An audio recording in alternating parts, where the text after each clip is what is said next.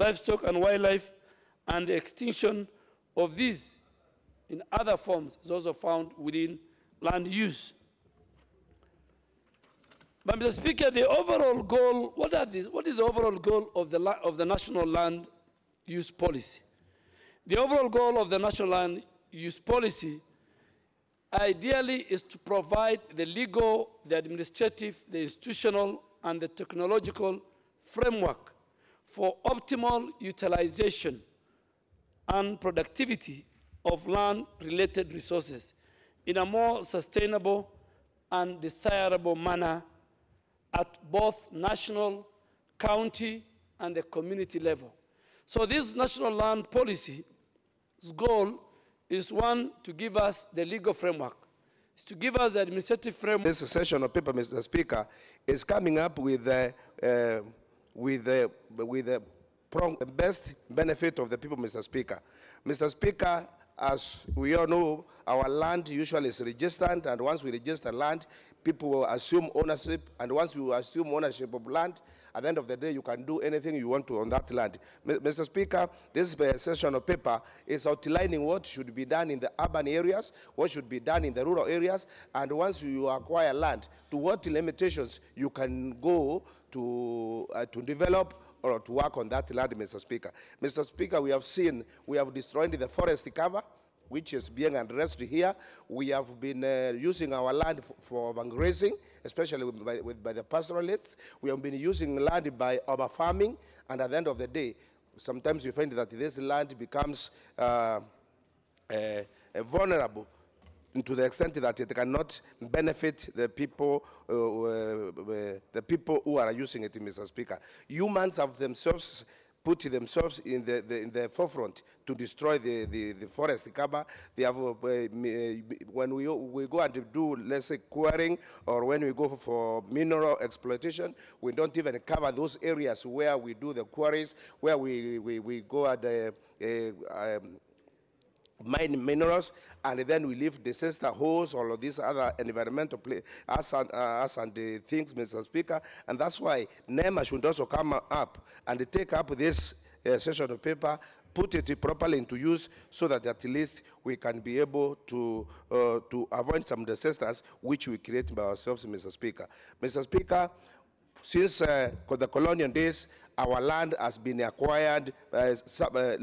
People started acquiring land, and we find that many Kenyans don't have land because there are those foreigners who came and took very big chunks of land. They took very long leases. The session paper addresses the issue of how long can one own this land, Mr. Speaker, so that at least even the peasants of this country or the children who are born by as the days come by, they will get somewhere to live, Mr. Speaker. Mr. Speaker, also, with this, the session of paper is addressing the pastoralist use of land, whereby pastoralists are crisscrossing all the arid areas, trying to graze the animals, even going to the extent of going to the farmlands, and in the process destroying crops. This one also should be addressed, Mr. Speaker, because if we don't get farmland, we won't get food. So even the pastoralists should limit their animals to the places where there is grass and leave the farms alone, Mr. Speaker. Mr. Speaker, because of time, I support this session of paper.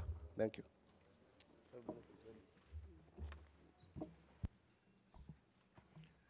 Member for Endebess. Thank you, Mr. Speaker. On the onset, I want to support this policy statement. Mr. Speaker, our country has not had a national land policy in place. We know in the past attempts have been made, beginning from the Swinaton plan resulted in a lot of people being displaced. My community was largely affected. Some were displaced to Uganda, some displaced to the forest, and up to today, some of those effects are still being felt. Mr. Speaker, when we gain independence,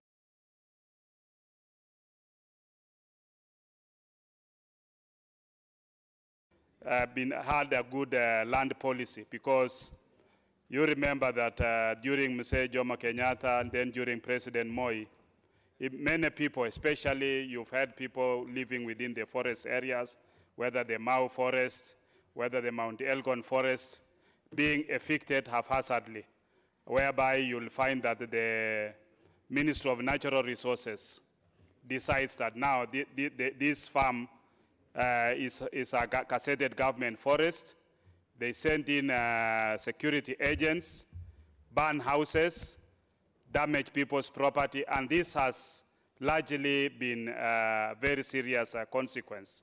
We've heard of the 1978 Kaptega issue, coming back to the provincial administration, which evicted people from Kiporoa and other places within the Trans Nzoia area, Mr. Speaker.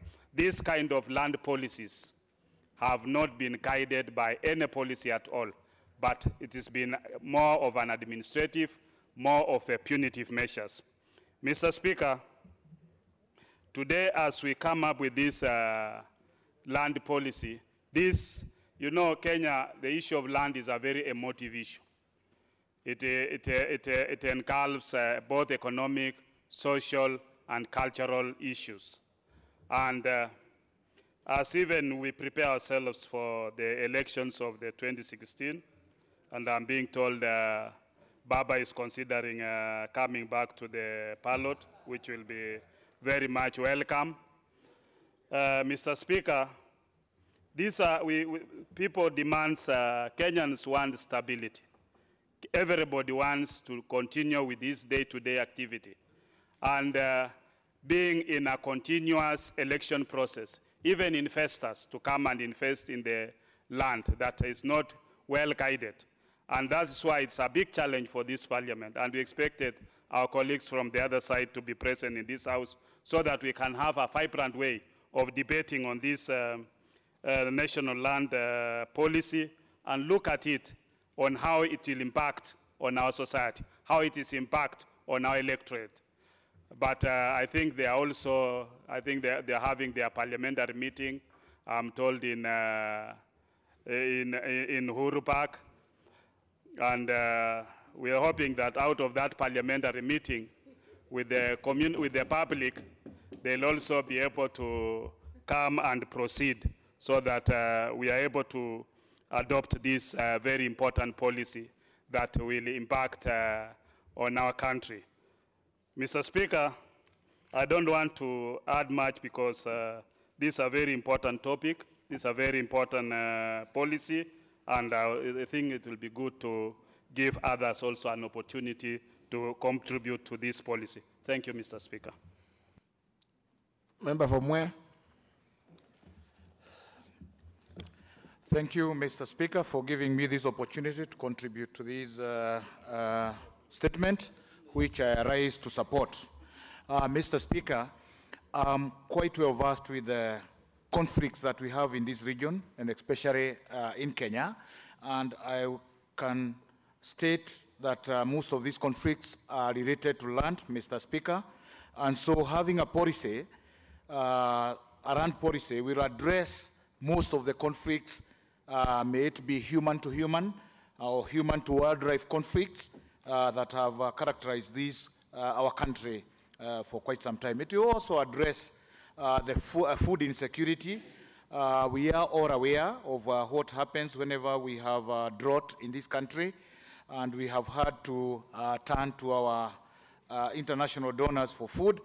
By having a land policy, Mr. Speaker, we will enhance our land utilization to address food insecurity. We also address the environmental degradation that we have also been witnessing in our country. Mr. Speaker, by having a policy, we are simply saying that we would like to use our land, which is freely given to us by God, in a way and manner likely to benefit the public and all of us in this country.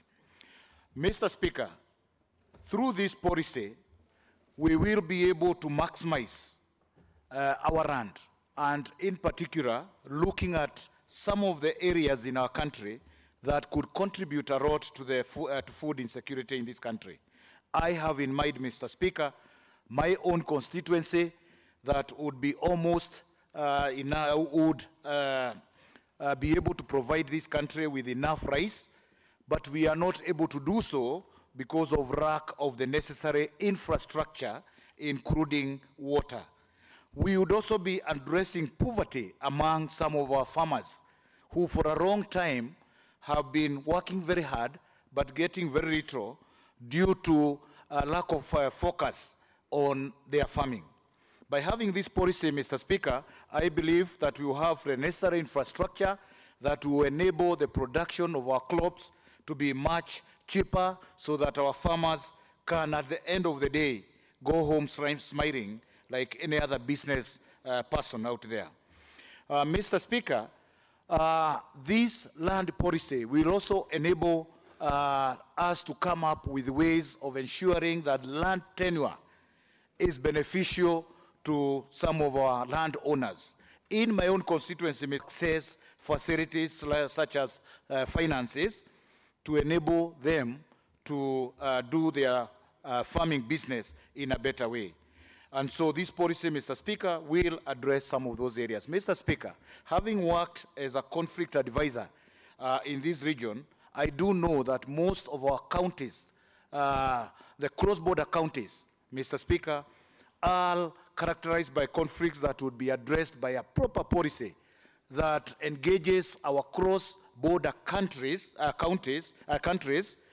to come up with a better way of managing the natural resources that quite often cause conflicts in this region.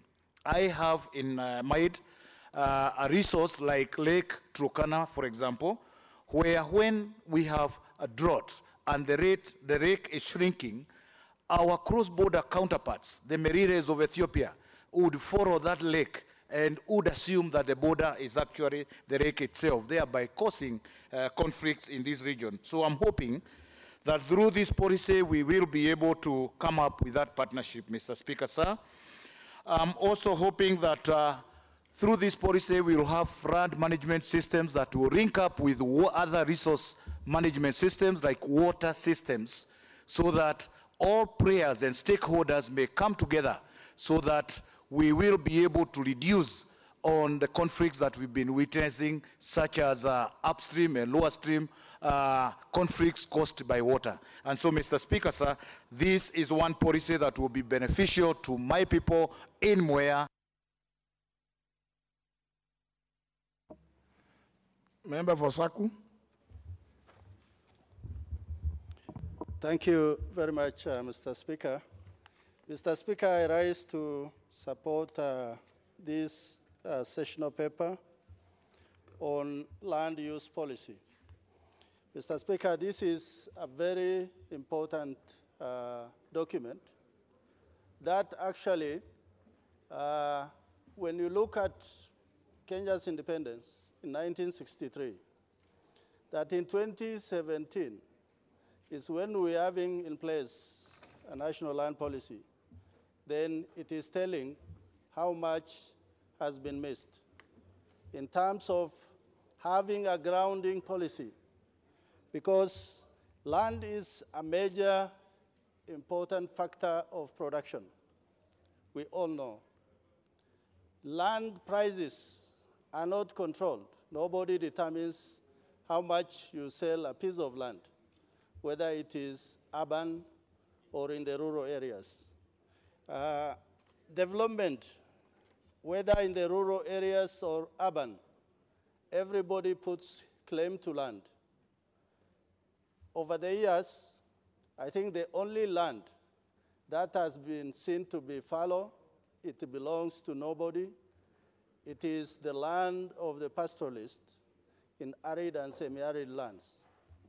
But that is not true, because whereas they might not be used by the agrarians, still that land is a proper use by the pastoralist for pasture, for water, and for them to be able to use it as rangeland.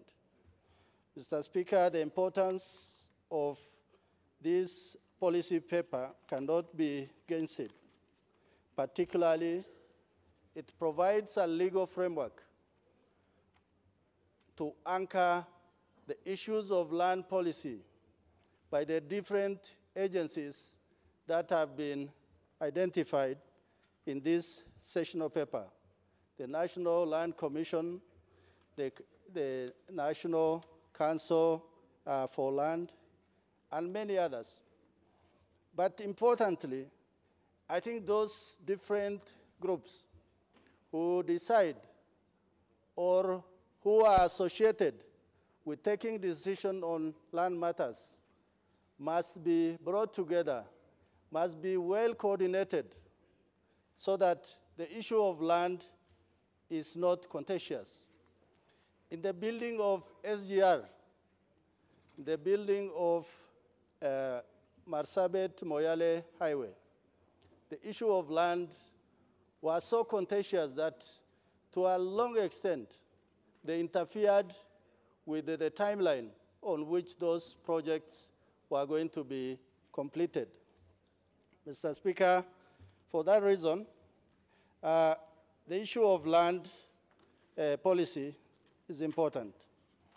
Mr. Speaker, the issue of land at the national level and also at the county level must be clearly aggregated in terms of what are the decisions that should be made at the national level and also at the county level, that is where these lands are. That is required by the national entity for the development in those counties. Actually, today, if you want to make big bucks, you get a chunk of land and sell it to the highest bidder. But in this policy, what has been clearly drawn out is that which entity will make that decision. Finally, Mr. Speaker, it is on the rangelands. The rangelands is for the survival of the pastoralist people and their way of life. And any attempt to have a clear policy will actually allow those people's way of life and the economic mainstay to survive. With those remarks, I beg to support this sessional paper. Thank you, Mr. Speaker. Member for Kwanza. Thank you, Mr. Speaker, for this opportunity. I also rise to support the adoption of the National Land Use Policy. I think, Mr. Speaker, I think we are behind. We should have done this long time ago, but this come at the right time. So I take this opportunity to support the policy because indeed land is a natural resource and very motive, as said before. It's very important. It's for use for productive activities, and development activities. And as you know, Mr. Speaker, we've had problems, particularly in pastoral areas where there's been a conflict. We go to game reserves, we've had problems between human and wild animals because nobody knows what is happening. And therefore, this policy, coming up with a national policy statement like this is very important, and I think we should support it. Secondly, Mr. Speaker, you know, we have had problems again because of not having a policy. We've had a lot of conflict where people have been actually evicted from land because it's supposed to be maybe a reserve used for forest reserve or for the government use, but because there's no particular indication to say this land belongs to the forest, whatever. People have been ejected, particularly in Trans Nzoia. We've had problems, people being thrown out, and we end up with internally displaced people because there's not been any policy at all.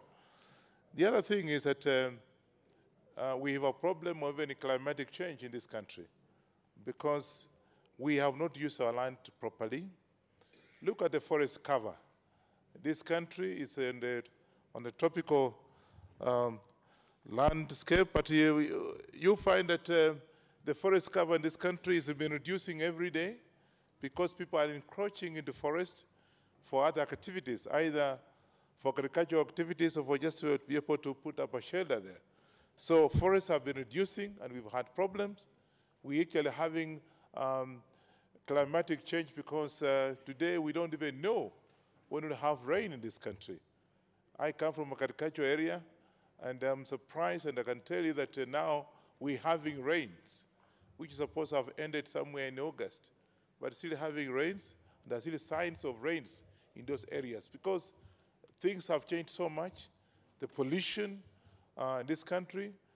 We had a case where we had the Tokyo carbon credit, where if you planted some 10 acres of forest, you'd be given a credit, which is a lot of money.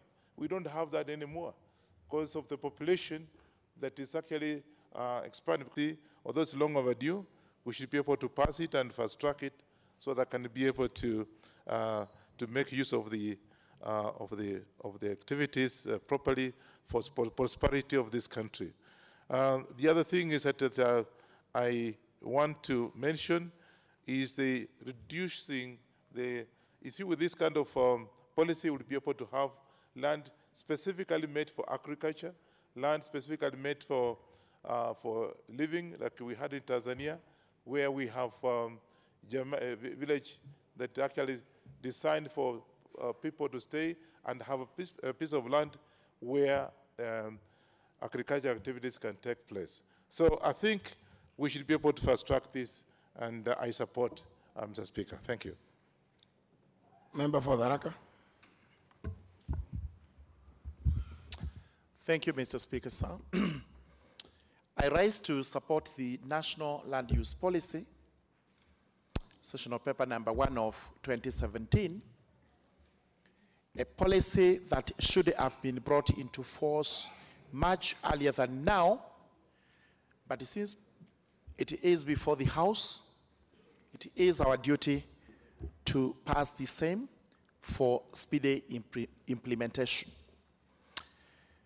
Mr. Speaker, sir, land as one of the production commodities in the country is very precious.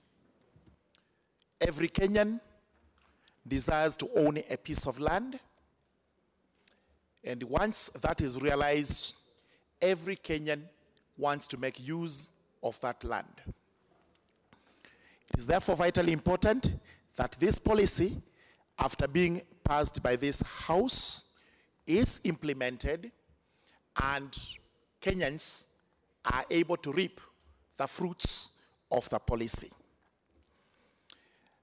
I say that the policy is most important, especially to me as the representative of the Raka constituency, which has numerous land problems, which range from having boundary conflicts with each and every of its neighbors, right from Igembe to Tigania to Imenti and possibly the other neighboring areas. One reason why there is that conflict is because the people of Tharaka are not titled. They are not given title deeds. Most of them do not enjoy that protected land tenure such that they have indefeasible titles to the land, and as such, those possibly who own that land do draw them into conflict.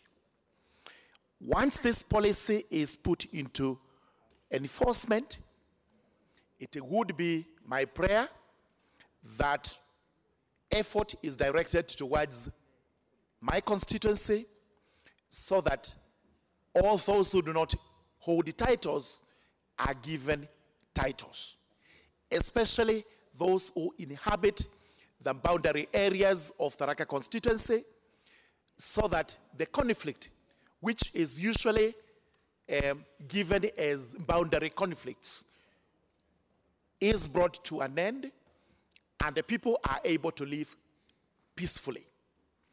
There is also a provision in the policy on use of water, and that extends all the way to use of underground water.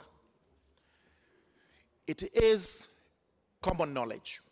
And if it is not common knowledge, I would wish to it goes on record that Tharaka has a lot of water problems. The most current one is the fact that most of the rivers have dried up. It is explained that it is due to prolonged drought. Sometimes the people are convinced that those who live in the upper riparian sections of the rivers actually use that water for irrigation at the expense of those who live in the lower riparian areas where they do not have sufficient water for themselves as a people and to water their livestock and whatever other domestic use has to be made. It is in view of this that I find this policy that I support very important because it will extend to making use of water, whether it's surface water or underground water, for the benefit of the people. And the case I plead is for the benefit of the people of Tharaka. I therefore stand to support the policy. Thank you. Member for Narok South. Thank you, Honorable Speaker, for giving me this opportunity. Honorable Speaker, I want to arise in support of the sessional paper number 1, 2017 on the National Land Use Policy. Mr. Speaker,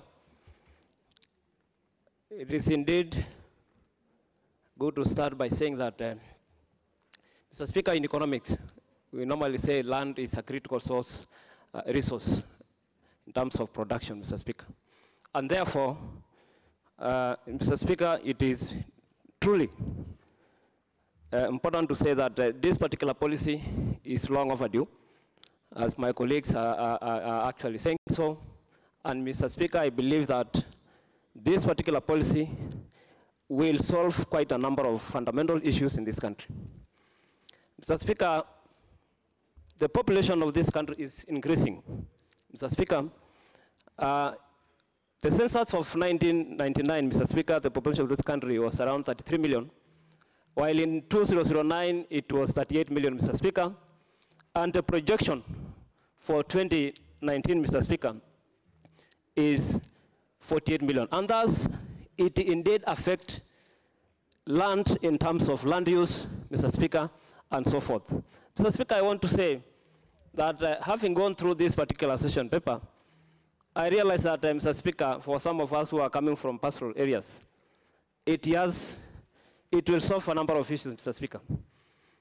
Mr. Speaker, when you look at the migration corridors, for some of us who come from areas that are near natural reserve, Mr. Speaker, you realize that they have been affected. And this particular sessional paper will actually create some room, Mr. Speaker, for us to be able to have the migration corridors for the purposes of the wild animals. Mr. Speaker, I've also looked at it, and I realized that in terms of rangelands, as it was actually talked by my friend Russell, Mr. Speaker, this particular sessional paper will address the issue of rangelands, and I believe, Mr. Speaker, as we move forward, Mr. Speaker, the land issues and the so-called land question, Mr. Speaker, will actually help this nation move forward economically, Mr. Speaker. Mr. Speaker, this particular sessional paper, Mr. Speaker, is, or rather will address a number of issues, whether the land is urban, rural, Mr. Speaker, and so forth. And I believe, Mr. Speaker, this essential paper, Mr. Speaker, will indeed move this country forward. And, Mr. Speaker, in terms of the economic aspect, Mr. Speaker, the land as a factor of production will actually propel this nation forward. Mr. Speaker, I support this essential motion. Member for Kiambu County. Thank you, Mr. Speaker, for giving me the opportunity to participate in this very important motion, more particularly because I would want to air issues that really concern the people I represent, and that is the people of the great county of Kiambu, one of the most populous county we have in Kenya.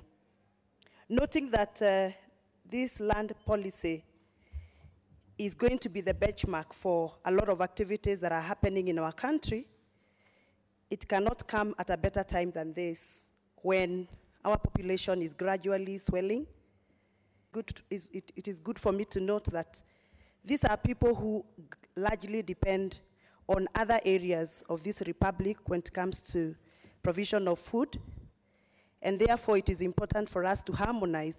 On that note, I'm excited to see that some of the objectives that have been listed in this sessional paper are to guide us on the planning, to guide us on provision of essential services to our people, and to guide us on sustainability of the land resources that we have. It is therefore very, very important for us to embrace this policy so that we can be able to share resources equitably for our people, provide essential services, and also to plan our county so that we can be able to provide for the needs for markets, provide for the needs for learning institutions, hospitals, and such like public utilities, facilities. More specifically, still referencing to Kiambu County, I would want to note that this policy on one of the objectives is to provide a comprehensive and efficient GIS-based national land use information management system, which my county greatly requires. Mr. Speaker, it is important for me to note that GIS-based national land use information management system is going to allow us to come up with the right addressing system, especially for the growing counties that are really heavy in business and traders, so that we can come up with the right addressing system, which is going to help us to have the right value, market value for our properties, and also is going to allow us to collect revenues from our people for the sake of the county development. This policy is also going to help us to plan our own markets. In reference to Kiambu County, which is really, really growing fast, we have a need for very many markets, but we have no plans because the plans that have been there are not easily interpretable. And therefore, I rise to support the adoption of the sessional paper in the land use policy, and I do support. Thank you, Mr. Speaker. Honourable members, I know I can say there are many of you who still desire to contribute, but like I informed you, owing to the motions, the various motions that you passed inter alia, limiting debate on sessional papers to 1 hour. If you look at the resolution you made, the mover has 10 minutes in moving. Every other member has 5 minutes maximum. And 5 minutes before the end of the hour, the mover has another 5 minutes to reply. So at the very most, you can only have about 10 people contributing in a debate on a sessional paper, unless you resolve before commencement of debate, again through another motion, notwithstanding the resolution of that other day, that you resolve to have debate on a particular sessional paper to take a period in excess of 1 hour. But even again that one, look at your standing orders. For you to do that, you need to then rise in your place and claim to move that kind of motion before debate on that particular motion commences. I'm sure these are some of the things that we learned in the induction workshop. But slowly through practice, we get used to it. So for now, it's time for the mover to be called upon to reply. And he has a maximum of 5 minutes. Honorable Majority Whip. You cannot ask me whether he can donate. If you have not approached him, now you cannot sit and where you are, Honorable Ntoimaga. They cannot start now asking that. Thank you, but Mr. Speaker. The mover is at liberty to donate to any member. if he so desires. Yeah, thank you, Mr. Speaker. Mr. Speaker, I noticed that this motion has a lot of interest, and quite a number of members wanted to contribute on it, and I'm sure whether we were deciding on how long such a motion will take, we didn't consider the interest, and particularly the one that is addressing the issues of land. Therefore, Mr. Speaker, maybe given that in Maasai land there's a huge problem, I could just donate 1 minute to my brother Loitaimanga and also Honorable Mwadi, 1 minute also to talk on behalf of the people of Kiambu. Honorable Loitaimanga, 1 minute. Thank you, Mr. 1 minute. Mr. Speaker, thank you. Don't eat into my time. Thank you so much, Mr. Speaker. Mr. Speaker, I want to thank those people who brought this land policy, especially the Cabinet Secretary for Lands. And Mr. Speaker, I want to say that it is very important that this policy is implemented, because I have seen it addresses the issue of rangelands in pastoralist areas. I've realized that it is going to address degradation, land carrying capacity, legal framework, because we know that land in pastoral areas helps us to increase livestock production and marketing. Also, it assists us to address the issue of tourism, ecotourism, and this particular policy, if utilized well, then it will help us to assist pastoralists. So lastly, I've also seen that it has a time frame, implementation time frame, and it has mentioned several institutions that can implement this policy. So, Mr. Speaker, with those short remarks, I want to support this policy. Honorable Mwadi. Thank you, Mr. Speaker. I also rise to support this session of paper, and in so doing, recognize that Chapter 5 explicitly gives the provisions for how land should be used equitably, efficiently, and in a sustainable manner. But also note, Mr. Speaker, that the county where I come from was largely agricultural, and that because it has become the dormitory county for those people working in Nairobi, then change of user has become order of the day. And therefore, in this policy, I've seen a very interesting provision where the change of user now is going to be allowed according to the approved PDPs, that is part development plans.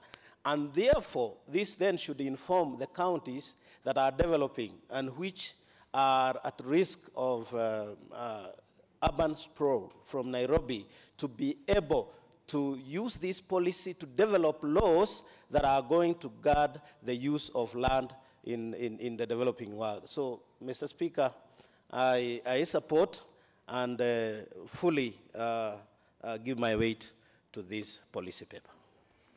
Honorable Asheli. Thank you, Mr. Speaker. Mr. Speaker, we've been following the contribution of members, and I want to just inform the House that we have noted the sentiments.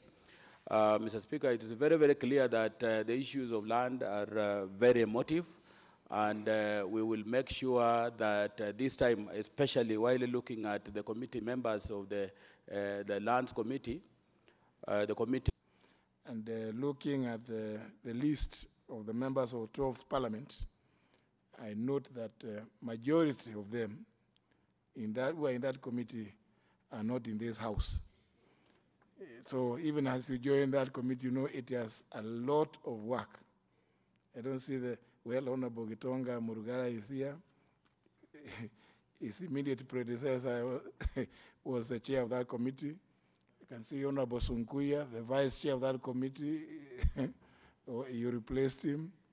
The member for Naivasha, active member for Ndaragwa, member for Zikarachuonyo, Honorable Nair.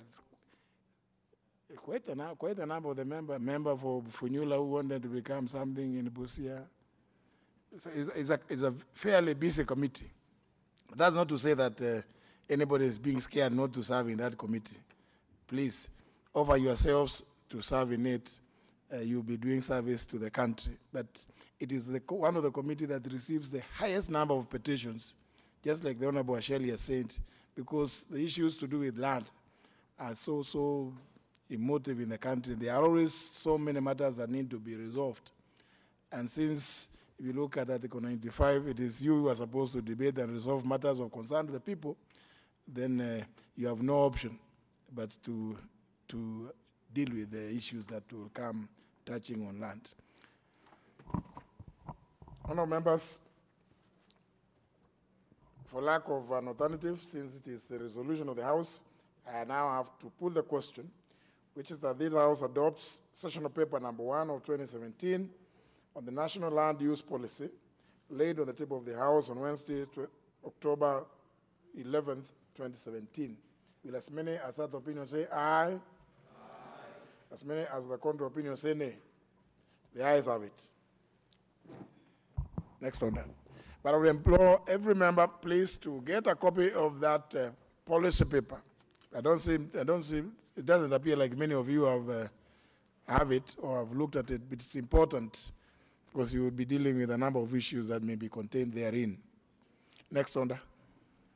Order number 13, motion, mandatory payments to farmers for cane delivered. Honorable Julius Meli. Thank you, Mr. Speaker.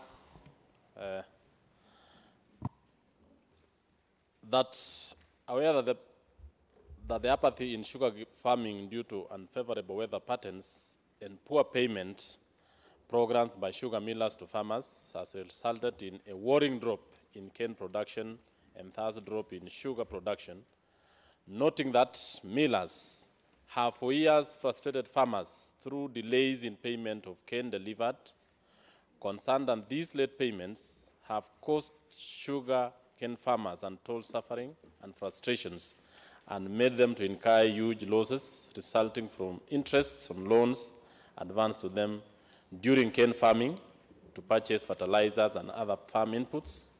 Cognizant of the fact that as a result of these delayed payments, many of the farmers have remained poor and in debt, this House urges the cane millers to provide for mandatory payment to cane farmers within 14 days upon delivery. Mr. Speaker, I brought this motion to the House on the background that I'm from sugar growing zone.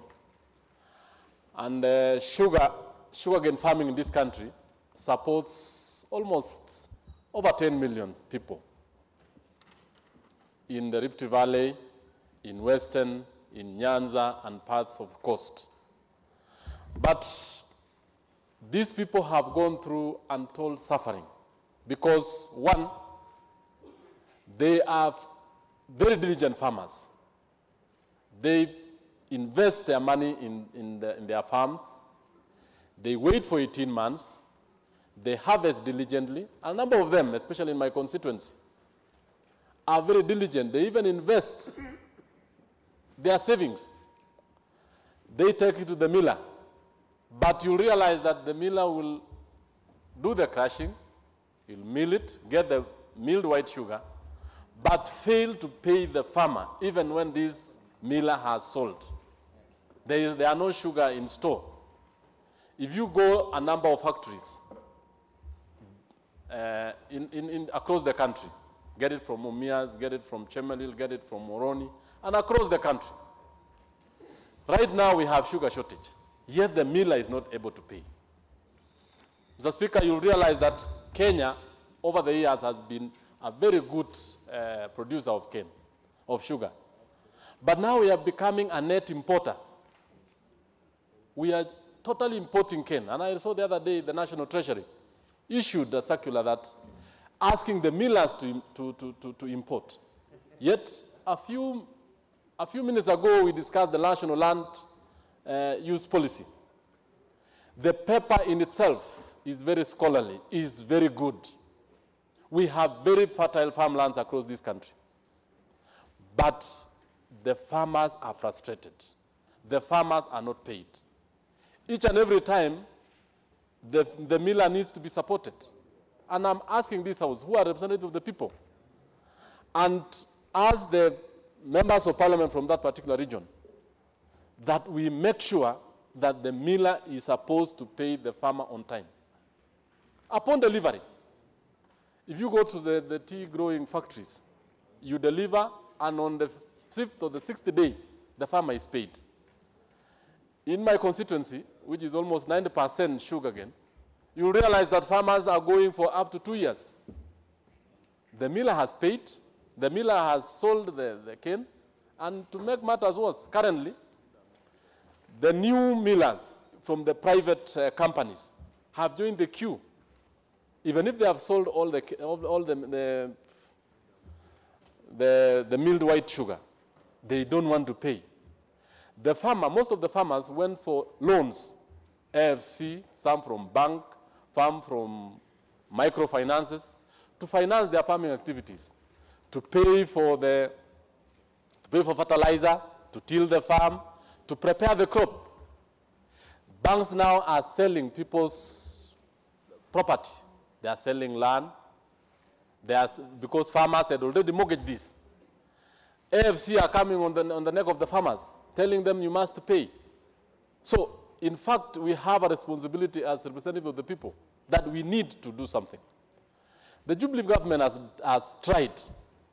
I want to say in a few months, we've been seeing checks being issued to factories in Mumias, in Chemelil.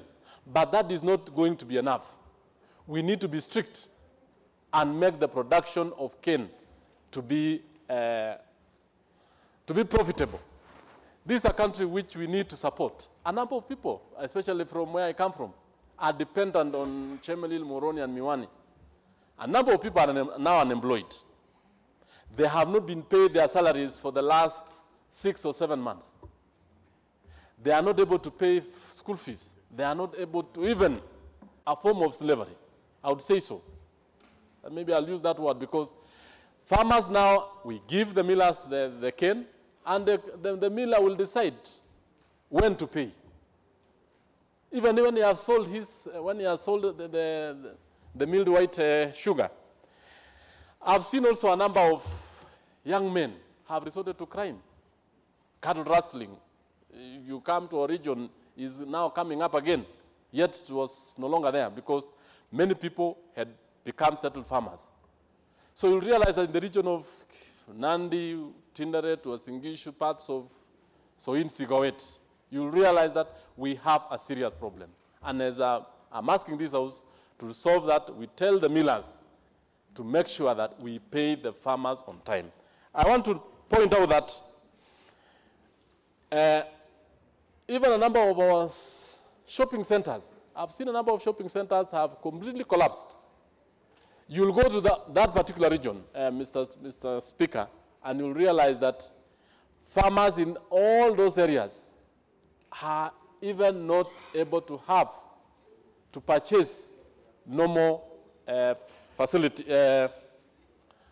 normal household needs. So I want to urge this house that as we move forward, and I know we just passed a very good national land use policy, which will promote wealth creation. And I know very well that the Jubilee government has very good agenda for the whole of this country. And the best agenda is to make sure that the farmer, his interests are taken care of, his needs are taken care of, his bills are paid for. Because if we go this way, if we are going to go in this direction, you will realize that we will impoverish almost every other farmer. Because Kenya, as we talk today, is actually an agricultural country. 10 or almost 50% of our income, we are relying on coffee, on tea, on sugarcane. And if this is not taken into consideration, one subsector is collapsing after the other. It is important that we really come in and make sure that the sugar subsector, which has been employing a very good number of people, which has been enabling a number of families to fend for themselves, be actually taken into consideration. Mr. Speaker, I also want to note that in areas where hitherto sugar-growing regions, and I want to pinpoint especially the region where I come from, earlier on, the roads were even very well maintained because these farmers were paid on time. The then county authorities were able to maintain those roads, but you'll realize that currently, even the various villages and shopping centers are totally impassable. You can't access them, and the crop in those farms is lost. So Kenya is now using a lot of foreign exchange earnings, Mr. Speaker, to import sugar. So I'm really asking that let us ensure that our farmers and our people are not going to be exploited by the sugar millers. And this is an area which everyone needs to look into. And if we look at the millers across, you'll realize that a number of them have resources. A number of them are even expanding. I'll wonder if sugarcane is not paying, why are we having new sugar factories sprouting up across the region? You'll get the miller, every miller is saying he's not able to pay because the subsector has problems. But if it has problems, why are they coming up with a number of millers in almost every neighborhood of a government-owned mill? Yet, in those particular milling companies, you'll realize that they do not have even a single kilo of sugar in store. Not even one. And farmers are not being paid. So I'll want to ask and urge the House that we look into this subsector so that we don't, so that we don't collapse, so that we don't make farmers lose their resources. I've seen instances where farmers are even subsidizing. I'm saying subsidizing because in my region you'll get a farmer selling his cows, selling his goats, engaging in farming, yet the miller is going to take everything. And then the farmer now will have to wait for 2 or 3 years. Yet he has already subsidized a rich individual. So I want to urge the House that as we debate this particular motion, let's debate it soberly, knowing that the farmer is suffering out there in the sugar subsector. And with those many remarks, I would ask the member for Igembe to second. Member for Igembe. Oh, Igembe Central. Central. Oh. Thank you. Thank you, Mr. Speaker, for giving me this opportunity to second this motion, and also let me thank my brother, Honorable Mele, for giving me this chance to second this motion, Mr. Speaker.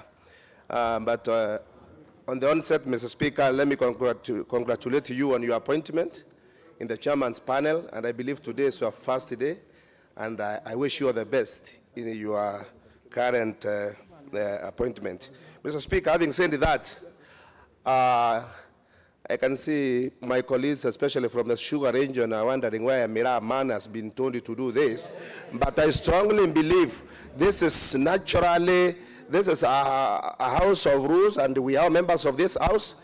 And when we debate, Mr. Speaker, we don't debate because we come from where that particular motion is originating, but we debate as legislators in this country. And when we are going to pass this motion, it will be passed by all of us. And I'm sure what affects sugarcane in Western Kenya affects Miraa, affects pyrethrum, affects any other crop in this country, Mr. Speaker. Mr. Speaker, Kenya is an agricultural country. And we all know that our livelihood, over 80% of our gross GDP comes from agriculture. And to some degree, as a country, as a government, we have neglected this sector, which is the backbone of this country as far as the economic and development is concerned.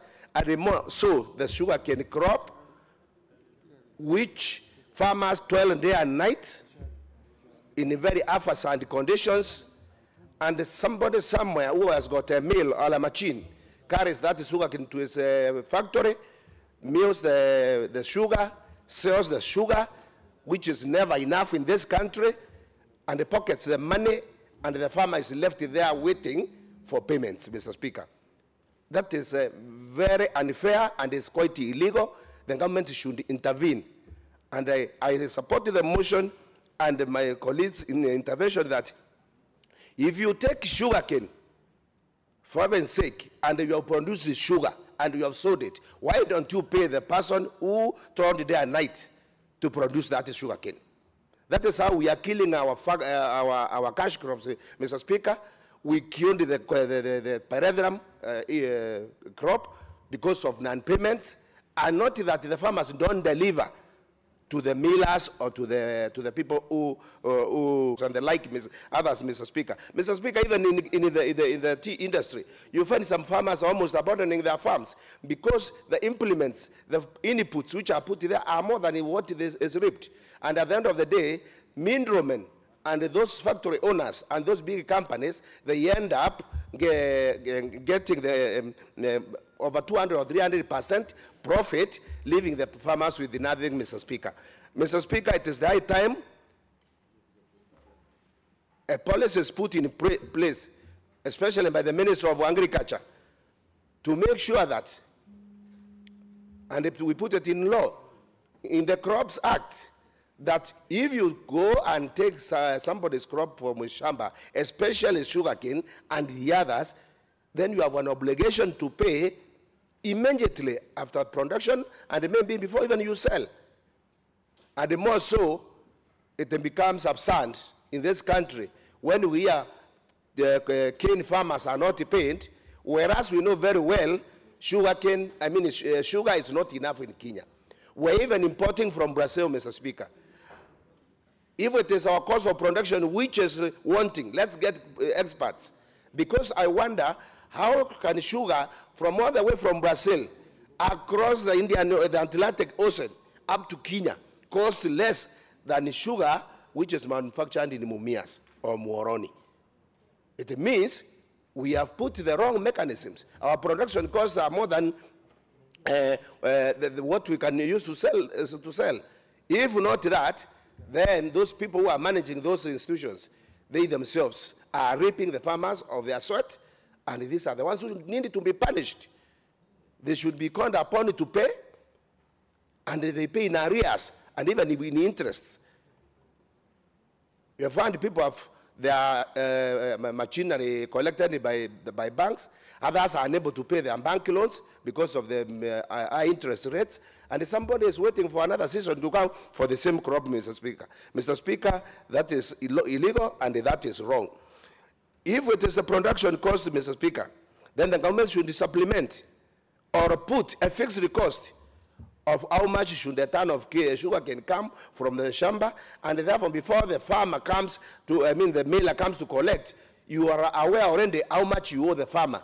You don't wait to do the mailing, and then when you have packed and everything is done, you're almost selling, you say, no, your cane was not enough. Oh, no, your cane was not of this quality. Oh, no, your cane. That should not be the issue.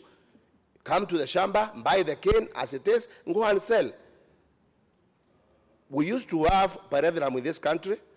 My home area in Imeru, we used to plant pyrethrum, even in my own farm. But today, we forgot the business, because even today, you go to some old men, they will produce records of receipts of kilos which they already delivered to the pyrethrum board 10, 20 years down the line, and they have never been paid. And then people, you find children don't go to school, people cannot even repair their houses, people cannot even use those shambas any longer because all the soils have been dredged by the chemicals which are put in the shamba, and then you just wait and you see farmers languishing in poverty, and somebody pocketed all the money and took off with the same, Mr. Speaker. Therefore, Mr. Speaker, the poor management of our cash crops, especially the cane and the others, poor production costs, which bring a lot of overheads on it. All these ones, Mr. Speaker, are causing this problem, and therefore we have to put a policy in place to address this issue, to save farmers from this exploitation, and so that we can also save our families. And those people who want to educate their children, we educate our children using our resources instead of going to beg for arms or bursaries or other things. Mr. Speaker, I supported the motion, and I thank my colleague, Honorable Mele, for giving me this opportunity and also bringing in this important motion. Thank you, Mr. Speaker. Order, Honorable Member.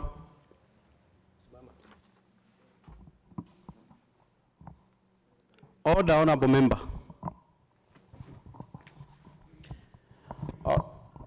Honorable members, I will propose a question, which is that aware that the apathy in sugarcane farming due to unfavorable weather patterns and poor payment programs by sugar millers to farmers has resulted in a worrying drop in cane production and thus drop in sugar production, noting that millers have years frustrated farmers through delays in payment for cane delivered.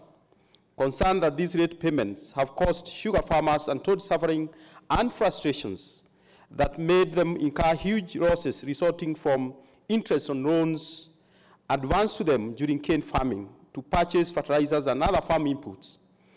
Cognizance of the fact that as a result of these delayed payments, many of the farmers have remained poor and in debt. This House urges the cane millers to provide for the mandatory payment to cane farmers within 14 days upon delivery.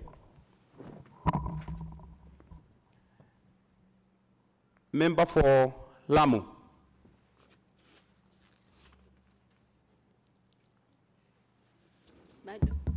Very well. Member for Lamu. Yes. Asante. Asante Speaker, Bwana Speaker. Mimi nashukuru umenipatia hii nafasi kuchangia katika huu mjadala. Wale wakulima ni vizuri walipwe kwa wakati mzuri. Pia kule Lamu kuna wakulima wa ufuta. Wakulima hao kwenye ardhi ya Kwasasi waliambiwa watapewa compensation, watalipwa ili ile ardhi itumike kwa mradi wa coal. Wakulima hao sasa ni miaka hawawezi kulima na kulipwa hawajalipwa. Pia katika huo mradi wa Kwasasi watu waliposikia kuna malipo, wale wakulima walioko pale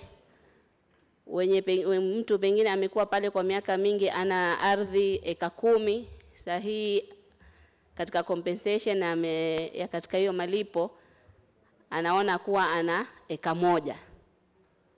Viongozi walieka watu wao ili watu wao walipwe. So hao wakulima pia paka waangaliwe. Kuna watu tumekwenda kuwashuhudia wanalia, walikuwa na eka 10 sasa wako na eka 1, na katika hiyo compensation watalipwa hizo kwa sababu wao ni wanyonge na ni maskini. Wengine ndo wamejipatia hizo majina kuwekwa hapo. Pia kuna wakulima wa Hindi Ward. Hindi wakulima kumekuwa na conflict, kumekuwa na vita. Wakulima kuna wafugaji wanapeleka mifugo kwa mashamba yao, na wao wanataka waotoke wale wafugaji. Wengine ni wa Lamu, wengine ni wa majirani zetu, hapo majirani zetu. Sasa imekuwa ni vita mpaka tunakuwa shughuli nyingi ni kushughulikia hizo vita vya hapo, na vita hivyo vinaletwa kwa sababu ardhi nyingi zimekuwa ranches Lamu, mabapari wamechukua, mpaka sasa wale wafugaji hawana nafasi, hawana sehemu za kulisha mifugo yao. Na wakulima nao wamekuwa sasa ni matatizo, wakilima wafugaji wanaingia, sasa imekuwa baina vita vya wafugaji na wakulima.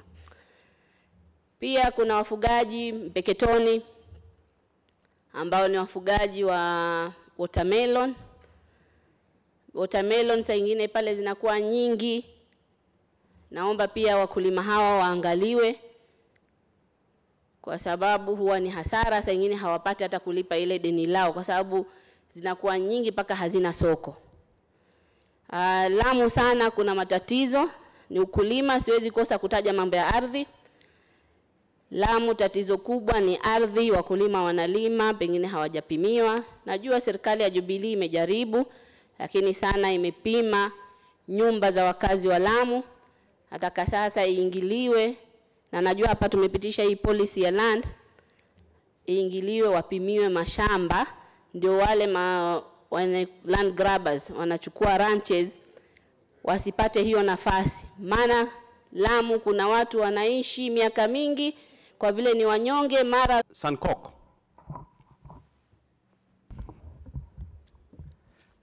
Thank you very much, Mr. Speaker, and let me take this early opportunity to congratulate you for being a member of the Speaker's panel. Congratulations, I know you are up to the task. Mr. Speaker, I stand to support this motion because our farmers are really suffering. And not only our farmers, but most of the companies that we have been putting a lot of money to resuscitate have been really a bad situation in this country because most of them, and I'm talking relevant to sugarcane millers, a lot of money have been pumped in to resuscitate them. But then the money that have been pumped into those sugarcane millers only goes to the pocket of those managers and the owners of those sugarcane millers. It does not really trickle down to the intended beneficiaries because as a country, we intended to safeguard the right of the farmers and for them to be paid on time.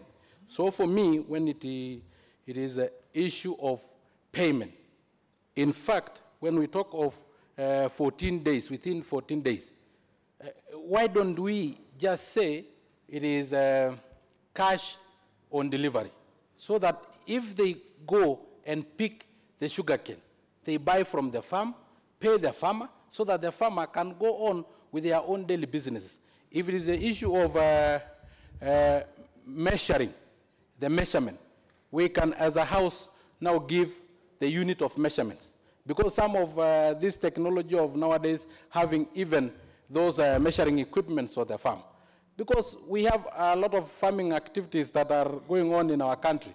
We have potato farmers where the potatoes are measured on the farm, on the basis of sacks of potatoes, how many, and the price decided there, and then farmers are paid. Where the farmers from the sugarcane growing areas suffering, yet other farmers in other parts of the countries are not suffering. So we really need to support this one because it is really killing our industry. And knowing very well that our country is a country that the backbone of our economy is on agriculture. The member from Igebe has actually said, they talked about the issue of parentheral farming, which just had a natural death simply because of those cartels who don't pay. So many people from the parentheral board became rich, yet the parentheral industry have just had a natural death. It actually died, and it was an investment that was worth, and it was an investment that could have been employing millions of our youth, but it died because of cartels. And I still say these cartels in the sugarcane millers are there, and there is need of this house to make sure that it make relevant policies to crack down on these cartels. We have had our Kenya Airways always pumping money there and resuscitating an already dead horse. We have to see where is the problem. Because, you know, you can have a horse that is not functioning. And if it was thin or emaciated or sick, then you treat or give it food, and then it will now start functioning. Now in this situation of the sugarcane millers and other industries that are partly owned by the government, we have been pumping a lot of money on dead horses. that you cannot at all resuscitate even if you pump billions of shillings. The rest of the Kenyans are really tired of pumping millions and billions of taxpayers' money into these industries that are not functioning. So, Mr. Speaker, I beg to support, but with an amendment that it is cash on delivery. It is not the issue of for them to pay within 14 not pay. So let it be, and I beg the mover of the motion, maybe let us cash on delivery. Let them just pay on the farm. Thank you very much, Mr. Speaker. Let's have one from my left. Honorable Christopher Omulele. Very well. Thank you, Mr. Speaker, for giving me an opportunity to speak to this matter. Mr. Speaker, sugar is sweet. And I don't understand why farmers, the producers of this commodity that is so sweet, they do not get their payment on time, or at all for that matter. But, Mr. Speaker, I want to thank my friend, the member for Tindred, for bringing this particular motion. Mr. Speaker, this issue of sugar is more deep-rooted than we really care to deal with. Mr. Speaker, why do I say this? I say this because, Mr. Speaker, matters sugar in this country are basically controlled and managed under the Sugar Act. Under this Sugar Act, Mr. Speaker, there is an authority, the Kenya Sugar Board Authority. I think it's authority, there's a board and there's an authority that basically manages matters sugar in this country. And this is the authority that actually licenses manufacturers, producers of sugar in this country. These factories that actually take cane from farmers and convert it into sugar. And these matters that deal with these factories are managed by this board, and payments for farmers are also therefore managed under this authority. But, Mr. Speaker, for a long time, under this country, the farmer has not been paid. But, Mr. Speaker, also, under this authority, we also have licenses issued to importers of sugar into this country. Mr. Speaker, we have had sugar imported into this country from the COMESA regions under what is called the COMESA safeguards. And these safeguards are now coming to a close. And, Mr. Speaker, this coming to a close of these COMESA safeguards to our farmers portends the real death for our farming, sugar farming in this country. Why do I say this, Mr. Speaker? Under the COMESA safeguards, we were, the sugar authority under this country, we had. My proposal is this, that as much as this issue has been eating us for a long time, we must take it seriously as a national issue and probably set up a board, we need to set up a serious inquiry into the real reasons why our sugar is not doing, our sugar farming and sugar production in this country is not doing well. And we must face the real reasons why our sugar production in this country is going downhill. And with the end of these safeguards, we are actually going to see the real death of sugar production in this country. And, Mr. Speaker, when that inquiry, if we are serious and we set up that inquiry, and I hope we shall do so, it must also go into the issue of production, how we produce our sugar. Sugar production in this country is done on small-scale basis. Farmers have got small-holder pieces of land, probably an acre, half an acre, 2 acres, probably 5 acres. The most that I've seen is probably 10, 20 acres, in Mumias especially, where there's a lot of pressure on land. Sugar cane production, Mr. Speaker, requires massive land. We must look at the structure of land ownership. And that's why I was excited, and I thought I must speak to this matter, because the motion before this one was speaking to the land policy, ownership, and use policy in this country. These two matters must be married so that we can look and treat sugar production in this country together with the regime of ownership, the land ownership regime in this country. We must look at it if we are serious about producing sugar. Because if we are going to fence all our land, I come from Western Kenya. And Mumias, I know Mumias quite well. A lot of land is under fencing. Our people have subdivided our land to such small pieces that are actually uneconomic in the production of sugar. And this is a problem that we must face. We must agree that if we are going to produce sugar, then we may have to come up with a radical way to consolidate land so that we can produce sugar at an economic scale. Otherwise, if we are going to plant more fences on land than the sugar cane itself, then we cannot be competitive.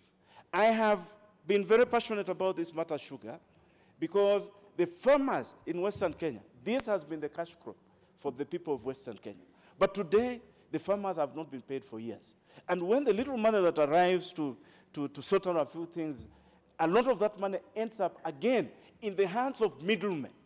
There are a lot of middlemen. There are people with money who go and buy young cane from farmers because farmers have problems. They've not been paid. So they buy this cane before it is mature. And they give these farmers a pittance. And they wait for the sugar cane to mature. And when it matures, they now offload it to the millers. And the farmer, at the end of the day, is the loser. The farmer in this country, the sugarcane farmer in this country, actually needs protection. And I am praying that when the Committee on Agriculture is in place, this is a matter that it is going to take up with Gastro and look at the issues, the real issues that have affected the farmer in Mumias and in other areas that produce sugar in this country so that these middlemen are weeded out. These people who bring in this sugar at duty-free rates are also policed properly by the Sugar Authority. This board that issues the licenses to these briefcase businessmen must also be put on its toes. That is the only way we are going to deal with sugar production in this country, and the farmer who produces sugar, if he's going to produce that sugar, can enjoy the sweetness of his sugar.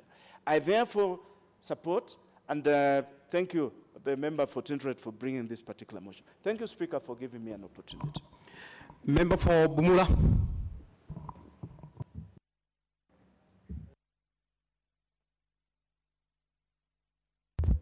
Yeah.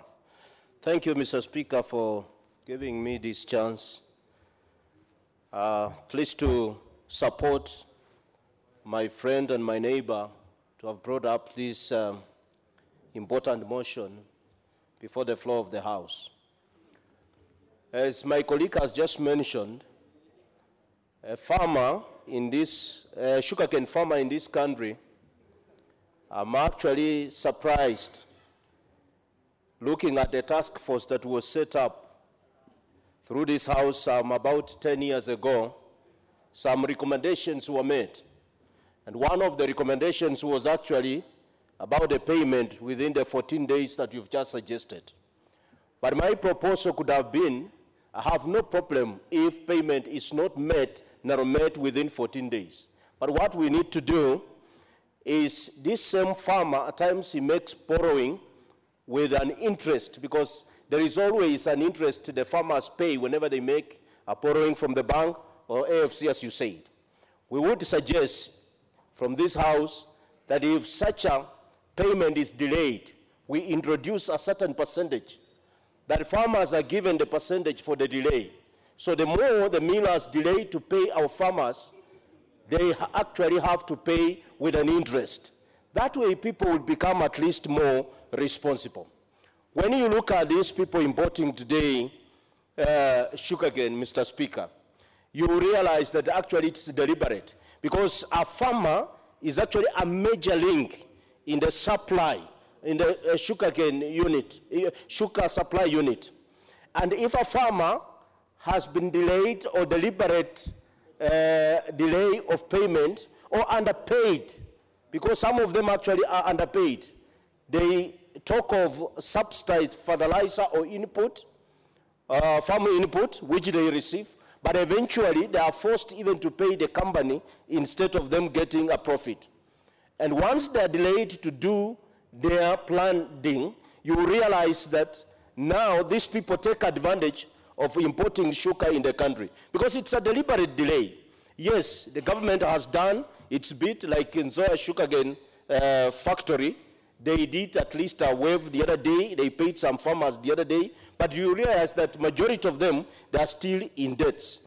What I would suggest, Mr. Speaker, to support this motion is actually this House, through the Committee of Agriculture, to ensure that the raw price that they are setting, actually the board that I've just talked about and the authority, we need to know which criteria they are using to set prices for the farmers. And at times, a farmer supplies the sugarcane, and then the weighing of the sugarcane is done away from the farm.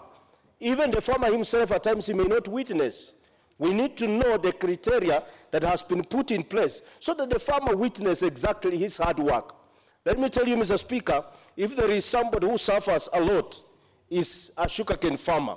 Because by the time you start planting and cultivating that crop, for it to mature and harvest, it's actually a lot of energy that is used. So actually we need to take it as a serious problem affecting the farmers in this country and ensure that in actually what they used to enjoy in the 90s, as my brother has said, sugarcane farming was like an insurance to some of them.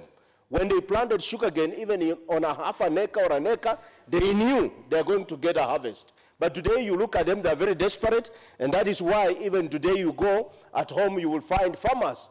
A lot of them, they have filled your compound. They want to some assistance for fees. They want actually even some assistance over the payments. Some of us, even when we call the management, they don't listen to us. So we must come up with a policy that will regulate this kind of misbehavior towards our farmers.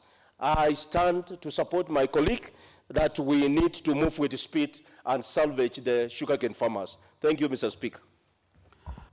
Speaker, the money they are going to get on time, let them now use that money immediately to pay the farmers. The moment they pay the farmers will now be motivated to get more sugarcane so that they are able to feed these factories as and when they need the product. Honorable Speaker, finally, we will be tying up, as my colleague has said, I had a bill in the 11th Parliament which I had made a proposal to, as normal procedure to the Committee on Agriculture.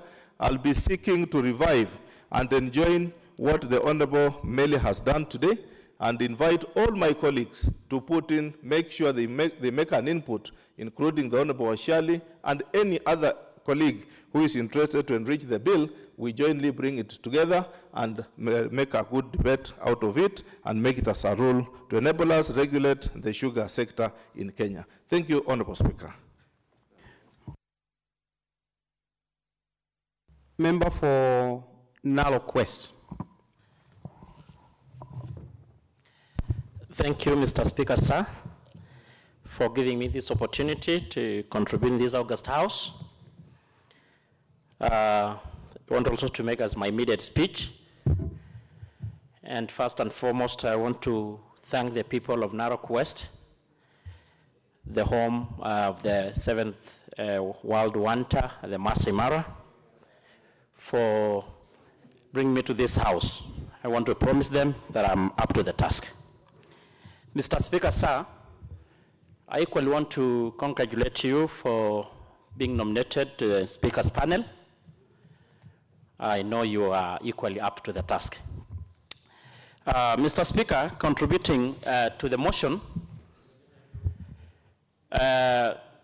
sugarcane, or generally agriculture, is a backbone of our economy as a country. And it has been having a lot of challenges. I equally even support my colleague who had just mentioned that some of these issues need to be addressed in a more ample time, probably even by a select committee, because the challenges may not be exhausted in such short motions. The issue of sugarcane or other cash crops, we have been having a problem as a country. Mostly just to mention specifically the sugarcane, it has been mentioned that we have been having problem because of non-payments or even actually delayed payments. And even in other cases, we could be having issues of even faulty scales.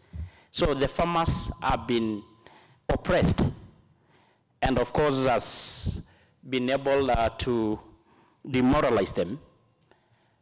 And even majority of them has pulled out of the market or the industry. So standing on this motion, Mr. Speaker, sir, I want to suggest that this House will rise to the occasion and able to create laws that are going to make it almost very impossible to have the oppressive practices subjected to our farmers. That the issue of production of these cash crops, or the issue of sugarcane, should be able to be paid on delivery, or at most, maybe within 14 days. And we should be able to pass laws that non-payments or delayed are going to attract the penalties. Mr. Speaker, sir, sugar industry in this country has been one of the most troubled industry, characterized by even a lot of sugar barons and a lot of issues since immemorial. And that is why you get our farmers, despite toiling day and night, still are so poor. As opposed to other countries that are producing sugarcane, like North Sudan and even Malawi, the farmers that are practicing sugar production are so rich, but our farmers are so poor because of such oppressive challenges from these millers.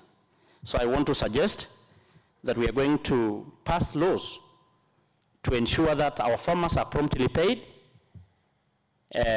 whenever these commodities are supplied. Mr. Speaker, sir, I want also to suggest, if it is possible, to create an opportunity that these issues are going to be discussed in more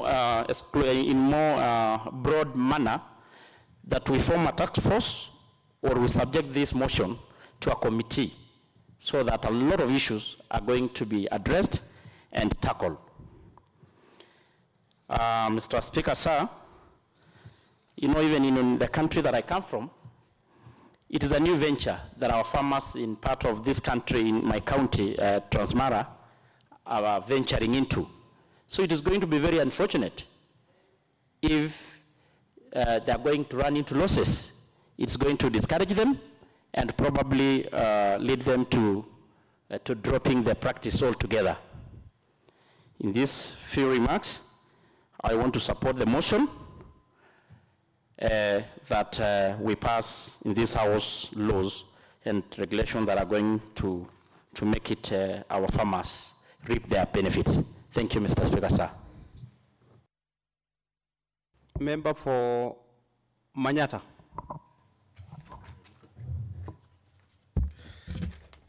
Thank you, Mr. Speaker, for giving me an opportunity to contribute to this motion. First, I want to thank you for having been elected to be in the Speaker's panel. Also allow me to thank the people, or the great people of Manyata, for giving me an opportunity to represent them in this House for the second time. That is a clear testimony that they have confidence in me. I want to promise them I will represent them in the House and outside the House. Back to the motion. Mr. Speaker, sugarcane farmers are like any other farmers we have here in Kenya. And the problem the sugarcane farmers are having is a policy. Policy problem. When you mention coffee, when you mention tea, when you mention pyrethrum, when you mention any crop, and it is a problem because you find that regardless of developing some those policies, our farmers have continued suffering in the hands of cartel. So we need to also law enforcement to check what is happening. And I think the Minister for Agriculture has a lot of work to do. You find that like coffee farmers in my place, For the last 1 year, 2 societies have not been paid. Those farmers have got the children in schools. They have also their needs to fulfill, like in going to the hospital, doing many things. So when you don't pay a farmer, surely you are killing that farmer. And it is unfortunate that agriculture is devolved. But the national government has an obligation. It has an obligation to check what is happening in our counties in order to protect our farmers. Therefore, it is an obligation, or it's a duty from this house, to come up with the policies and the saving and to protect the farmers. Also, like macadamia farmers, you find that the prices they are fetching in the market is not good. But the support is which was done by the Ministry of Agriculture, but it was in the favor of the processors. So you find that farmers are left nowhere. This time around, I think we'll be creating committees in this house. I'll beg the members of parliament, those who have a chance to serve in the agriculture committee, because last the time and requested to be in that committee. My background is also cooperatives. It is good for those committees not to be compromised. I have petitioned it twice about the KPSU and the coffee farmers. I've petitioned also about macadamia farmers. But you see that when the petition is taken to the relevant committee, a lot of ulabaru, you can't know what happens in that committee. Another committee which was a moribund committee, and I'm sorry to call it a moribund, it is the implementation committee. After discussing and debating this bill, it will be taken to the implementation committee. Nothing will come out of that implementation committee. So I hope this is not a showbiz. We are spending taxpayers' money, we are paid to be in this house, and therefore people who elect us are expecting us, when we debate a motion like this one, surely it is implemented. And with those few remarks, Mr. Speaker, I stand to support. Thank you. Honorable Member for Honorable Ashira Mukami.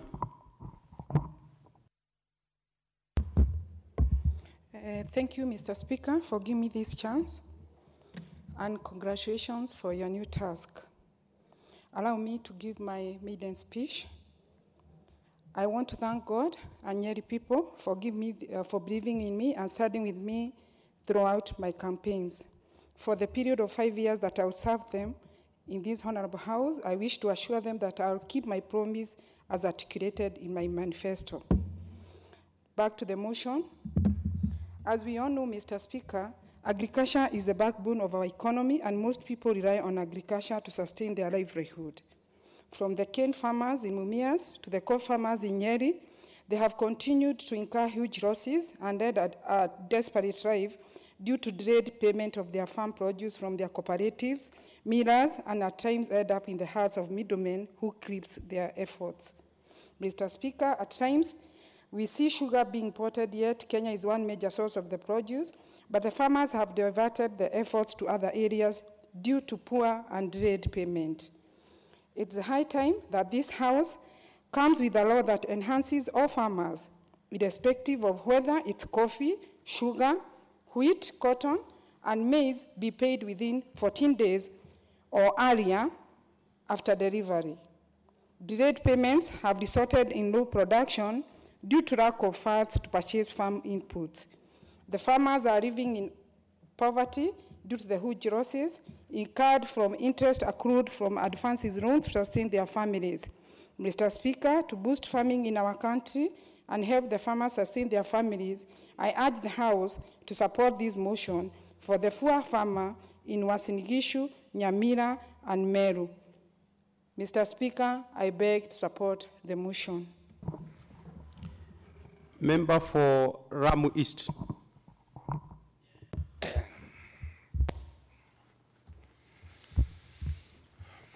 Asante Mheshimiwa Spika.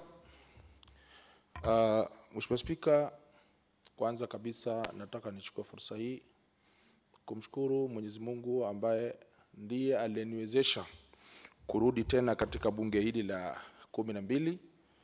Vile vile nataka niwashukuru wananchi ambao wametoka katika eneo bunge la Lamu Mashariki kuwa na imani tena na mimi na kuniregesha kuweza kuwahudumia kwa miaka 5 ijayo. Mheshimiwa Spika, Bunge hili leo lajadili mswada muhimu sana, mswada nyeti kuhusiana na uchumi wetu wa Kenya. Na kama tunavyofahamu kwamba ukulima ndiyo mgongo wa uchumi wetu wa Kenya. Lakini Mheshimiwa Spika, ni masikitiko makubwa kuona la kwanza bunge hili wabunge wengi hawako kujadili swala hili ambalo ni swala muhimu katika nchi yetu ya Kenya. Mheshimiwa Spika, swala la ukulima katika nchi yetu ya Kenya, Mheshimiwa Spika, limekuwa ni donda sugu. Kwa maana hiyo utapata ile hali iliyoko kwa wakulima wetu leo, Mheshimiwa Spika, kama waheshimiwa wanavyoizungumza. Hakuna mkulima yeyote ambaye utamwona ako na furaha, ako na raha kwa sababu ya kufanya kazi hii, Mheshimiwa Spika. Na sababu ambazo zinasababisha haya yote tunayozungumza, Mheshimiwa Spika, yamezungumzwa, ni sababu tofauti za hapa na pale. Aidha wahusika wakuu wanaosimamia swala hili kuwasaidia wakulima, aidha utaratibu unaotumika namna gani kuwasaidia wakulima. Sababu ni nyingi zinazofanya wakulima hawa, Mheshimiwa Spika, kufa moyo na kutokuwa na hamu ya kufanya ukulima. Mheshimiwa Spika, katika nchi yetu ya Kenya, sehemu zote za Kenya ni sehemu ambazo ziko na ardhi za kutosha za kuweza kufanya ukulima. Na ni jambo la kushangaza, Mheshimiwa Spika, kuona nchi yetu ya Kenya leo inaagiza bidhaa kama sukari kutoka nje. Na ili hali ya kwamba tuko na viwanda na tuko na wakulima ambao wako tayari kuifanya biashara hii. Lakini leo ni moja hili ambalo limeweza kuletwa hapa na mheshimiwa mwenzetu kusema kwamba moja katika tatizo lililoko ni kwamba wakulima hawalipwi pesa yao kwa wakati unaofaa. Na kutokana na haya inasababisha wakulima hawa kupata hasara ama kufa moyo, ama pengine inasababisha hali hii ya bidhaa hizi kutoweko katika nchi yetu kwa sababu ya udhaifu kama huu, Mheshimiwa Spika. Sasa tujiulize tatizo hili liko wapi, tunahitaji kulirekebisha wapi tukiwa kama wajumbe ambao tunawakilisha wananchi katika bunge hili hapa. Mheshimiwa Spika, leo tuzungumzia masala ya wakulima wa miwa. Lakini tatizo hili si wakulima wa miwa peke yake. Tatizo hili liko kwa kila nyanja kama ilivyogusiwa na wenzangu hapa. Tatizo liko kila nyanja. Leo sisi kama nchi hatupaswi kuonekana kwamba twaomba mambo fulani katika nchi za nje, ama kama nilivyosema twaleta bidhaa kutoka nchi za nje, na ili hali sisi tunazo kila sababu na kila kitu cha kuweza kufanya mambo haya. Mheshimiwa Spika, Mheshimiwa Spika, swala hili la masala ya miwa tukiliangazia, kwa mfano kuna viwanda ambao hivi sasa vimeweza kufa ama zimeweza kutupiliwa mbali ama vimeweza kutoweza kufanya biashara hii, kama kiwanda Taramisi ambao kiko Pwani. Na haya yamesababishwa na haya, Mheshimiwa Spika.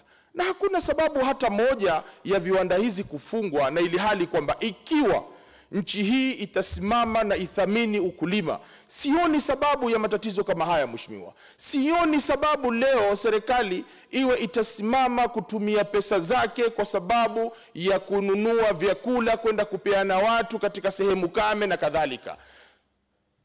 Pesa hizi, Mheshimiwa Spika, zinazotumiwa kwa kununua bidhaa hizi kwenda kugawanyiza watu wenye njaa, kugawanyiza watu kwenye sehemu kame, Mheshimiwa Spika, kama zingewekwa katika sehemu ama kama zingelekezwa katika masala haya ya ukulima, zikapewa wakulima sawasawa, nafikiri kila mahala ama kila sehemu katika nchi hii, Mheshimiwa Spika, watu wangeweza kufanya masala haya ya ukulima. Mheshimiwa Spika, mimi ningependa kuambia ndugu zangu waheshimiwa, mambo kama haya ni muhimu tuyajadili kwa namna inavyotakikana. Ikiwa ni kulijadili swala hili, si masala vipi mkulima atalipwa pesa yake wakati bidhaa ameleta bidhaa yake, ama ni vipi tutaweza kulizungumza swala la miwa peke yake, kwa sababu uchumi wetu ni ukulima na matatizo yako kila mahali. Leo hii bunge hili litaweza kupitisha swala hili la wakulima wa miwa wasaidike kwa namna hii. Lakini je, kesho tutarudia tena tuanze kuzungumza na wengine na wengine na wengine? naomba ile kamati ambayo itaundwa iweze kuzingatia kila zile nyanja husika na kuweza kulisuluhisha swala hili na kuhakikisha kwamba nchi hii haiko tena katika ile taswira ya kuonekana kwamba watu wako na njaa, watu wafa, watu sijui wana tatizo la chakula na kadhalika. Na ili hali Mheshimiwa Spika, kama nilivyosema, Wakenya wako tayari kuzifanya kazi hizi za ukulima tu, wanachokisubiri ni ule usaidizi wa serikali kusaidiwa katika masala haya. Ni wale wahusika katika nyanja hizi kuhakikisha ya kwamba Mheshimiwa Spika, wameweza kuweka sawasawa, watu wamesaidika kinavyotakikana, watu wamejiondosha katika ile hali ya kufanya ulafi na ulaghai katika kupewa majukumu ya kuendesha masala kama haya. Mheshimiwa Spika, ni muhimu sana serikali izingatie wakulima na ihakikishe ya kwamba imeweza kusaidia viwanda vyote, imeweza kuwasaidia wakulima wote wa kila aina, na nina imani pakubwa litakapofanyika hivyo, basi nchi hii tutasahau masala ya matatizo ya vyakula, tutasahau masala ya kuagizia bidhaa kutoka nje. Mheshimiwa Spika, leo sukari inauzwa kilo 1,300 sijui 400. Mheshimiwa Spika, kuna watu leo wameacha kunywa chai kwa sababu ya sukari, hawezi kununua. Mheshimiwa Spika, leo sisi twazungumza kumjadili vipi mkulima atalipwa pesa yake wakati ameleta bidhaa, na yule anayenunua hii sukari twamjadili vipi bei ile itapungua. Na njia ya kuweza kumsaidia yule mwenye kununua bidhaa hii ambayo ni ya sukari, Mheshimiwa Spika, ni kuhakikisha ya kwamba wakulima wamesaidika, na tumeweka mambo ya wakulima kisawasawa, na bidhaa zile zinapofika katika mahali pa kutengenezwa, tuhakikishe kwamba zimefika kwa mwananchi wa kawaida katika bei ambayo mwananchi anaweza kuweza kununua. Mheshimiwa Spika, haya ndio mambo ambayo nataka tuyazingatie tukiwa kama waheshimiwa katika bunge hili. Mheshimiwa Spika, ni muhimu kuwazingatia Wakenya tukiwa kama hapa. Kwa Kenya kila aina ya nyanja, Mkenya anayeuza hizi miwa, Mkenya anayekwenda kununua sukari, Mkenya anayekwenda kulima, na Mkenya mwingine yoyote. Mheshimiwa Spika, kama nilivyosema, hili ni suala nyeti, lahitaji kuweza kukaliwa vyema na kamati husika, na kuhakikisha kwamba yale ambao tutaweza kuyapitisha hapa katika swala hili pamoja na mengineo katika masala ya ukulima ni swala ambao litamfaidi Mkenya popote alipo, tukiwa sisi ni kama waakilishi wao katika bunge hili. Mheshimiwa Spika, asante, na ninaunga mkono Mheshimiwa Spika mswada huu. Member for Burieti. Mr. Speaker, sir, I do rise in support of this motion. First and foremost, let me thank my colleague, the Honorable Member from Tinderet, for thinking and bringing this motion.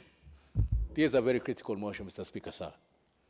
The farmers, the sugarcane farmers, have been silent, but they've been silent and suffering silently. But it's about time, Mr. Speaker, sir, that their plight be made public. Mr. Speaker, sir, as rightfully said by my colleague here from Soinsigawit, these farmers, either doing large scale or small scale, they've gone through a lot. First and foremost, we need to regularize the relationship with the millers. We need to set parameters and laws on how they engage themselves with the millers. As it stands now, the bargaining power rests entirely on the millers. Our farmers have no say whatsoever. They cannot bargain. They cannot sit on the table with the millers on equal footing. We need to come to the rescue, Mr. Speaker. And on that regard, I would urge the ministry, the parent ministry, that is the Ministry of Agriculture, Forestry, Fisheries, Food and Authority, to come to the rescue of these farmers. First and foremost, these farmers cannot dictate when they get their payment. They cannot have a say over these millers. We've seen incidents where farmers currently have given up the farming, sugarcane farming, and opted for other fields, either lucrative or completely lost hope. Madam Speaker, this morning this House dwelt largely on the sessional paper on national land use policy. And on that sessional paper, one of the main ingredients was that sometimes there's lack of value addition to agricultural products and poor marketing strategies that have led to our farmers to completely give up and turn their lands for such other uses other than the agricultural use. That way, Madam Speaker, we are leading this country to the wrong route. Currently, the market, sugar market, is flooded with sugar from external sources other than ours from our own farmers. We are asking ourselves, Madam Speaker, why can't we regulate the importation of this sugar? Recently, we were told about the importation of sugar from as far as Brazil, South Africa, and other countries. And this same importation of sugars is coming to hurt and injure our farmers. Can the licensing of this importation of sugars be controlled? Can we give preference to sugar that we farm from within? Sometimes back, Madam Speaker, our farmers used to export sugar to Uganda. And the sugar from Kenya was valued dearly by Ugandan consumers. But what went wrong? Where did the rain start beating us? This matter ought to be seized by the Sectoral Committee of Agriculture to dig deep into it, as rightfully said also by our leader here, the Chief Whip himself, who happens to come from Mumias, the home of the sugar itself, the sugar belt, that this is a matter of great magnitude that requires all the effort of this House to ensure that we deal with it once and for all. This knee-jerk reaction or stopgap measures to be taken cannot really sort out the problems. For farmers in Kericho County, there also needs to be uniformity.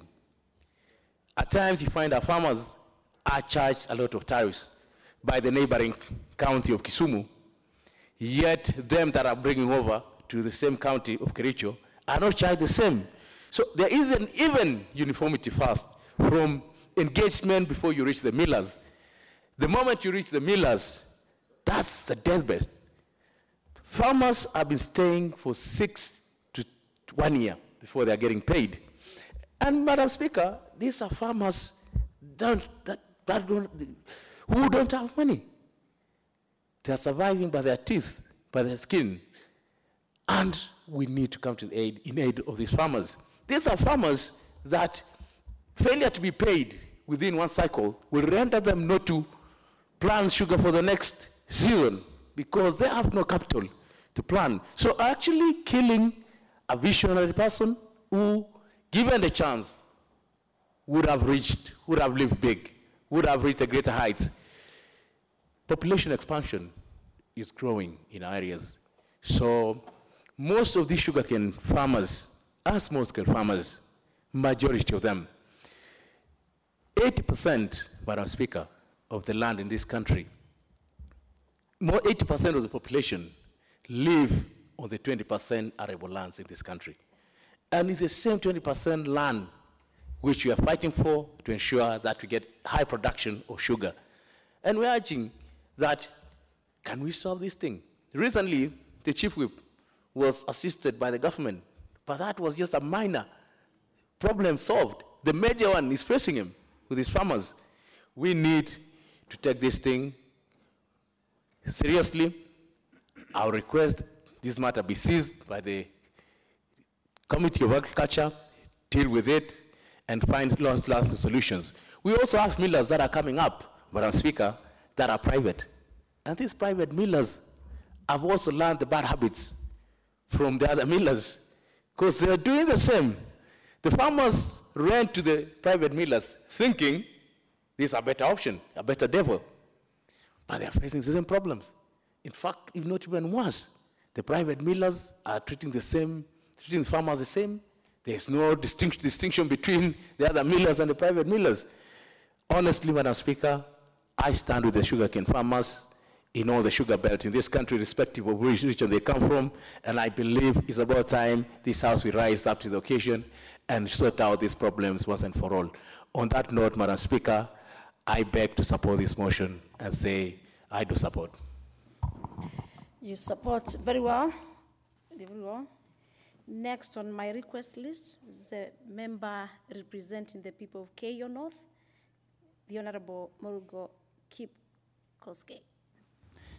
Thank you, Madam Speaker, for giving me this opportunity to put my voice on this motion brought by the member for Tinderet, this very important motion.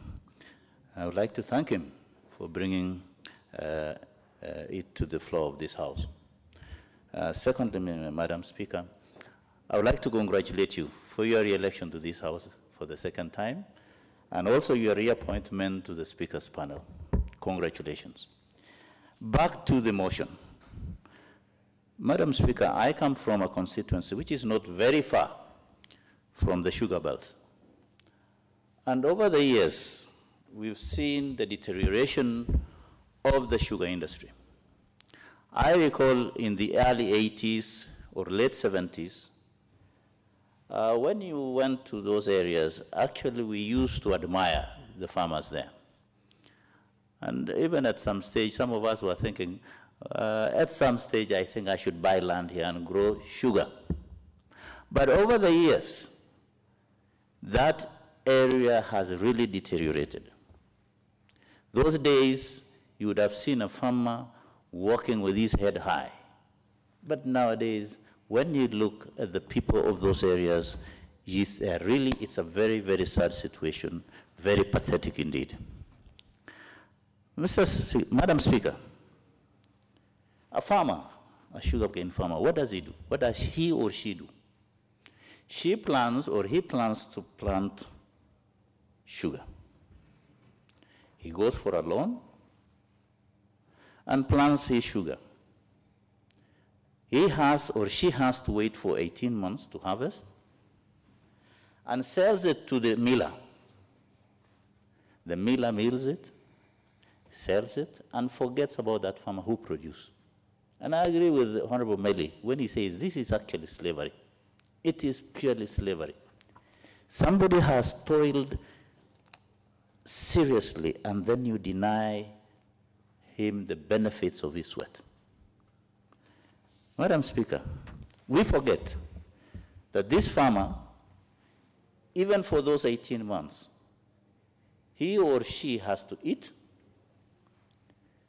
has to go to hospital, has to dress, has to take his children or her children to school. And here is she or he is denied what is his or hers. Mr. Speaker, if you go around this country and you go to these millers, you don't find actually stocks of sugar, which means they have sold. Why are they not paying the farmers?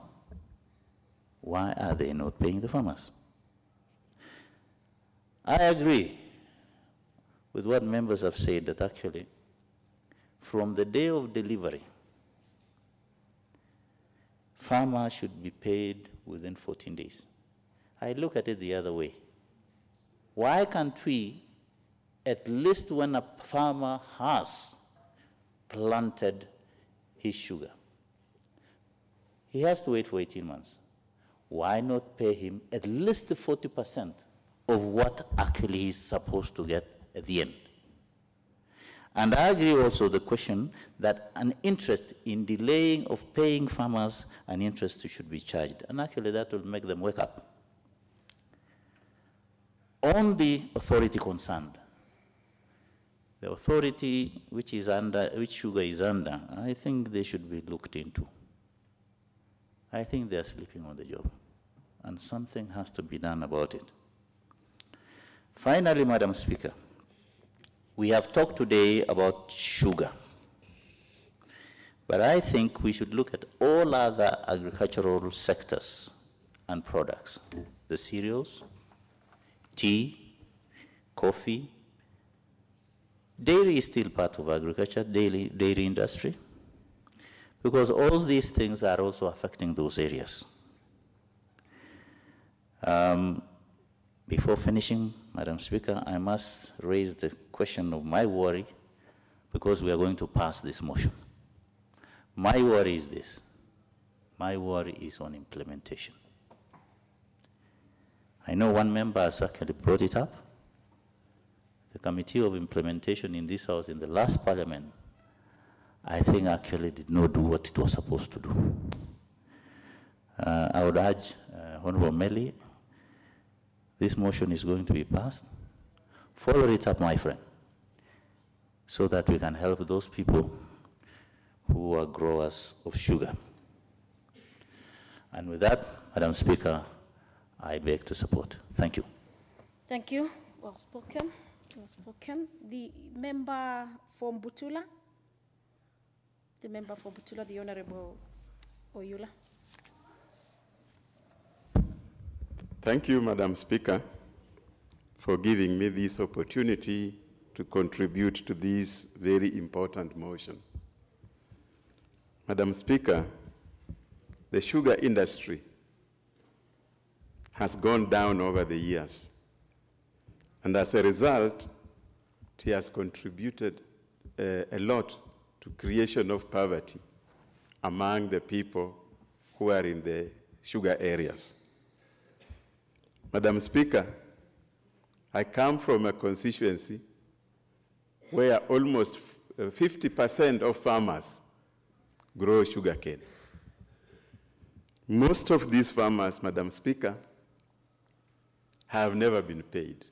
As a result, many have moved away from growing sugarcane, leaving or creating a gap for a lot of poverty. Farmers cannot pay their fees. Farmers cannot do any work. In fact, most of them have now turned into being beggars, Madam Speaker. Madam Speaker, it is important for the relevant authority to look at the management of some of these factories. There are charters that have come in to destroy this industry. Madam Speaker, as I speak now,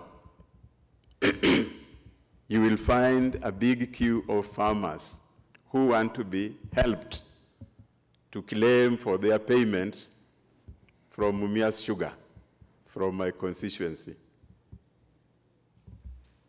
Likewise, Madam Speaker, we also had cotton industry. This has been totally overlooked. Madam Speaker, cotton industry went through the same process. The factories or the ginneries failing to pay farmers.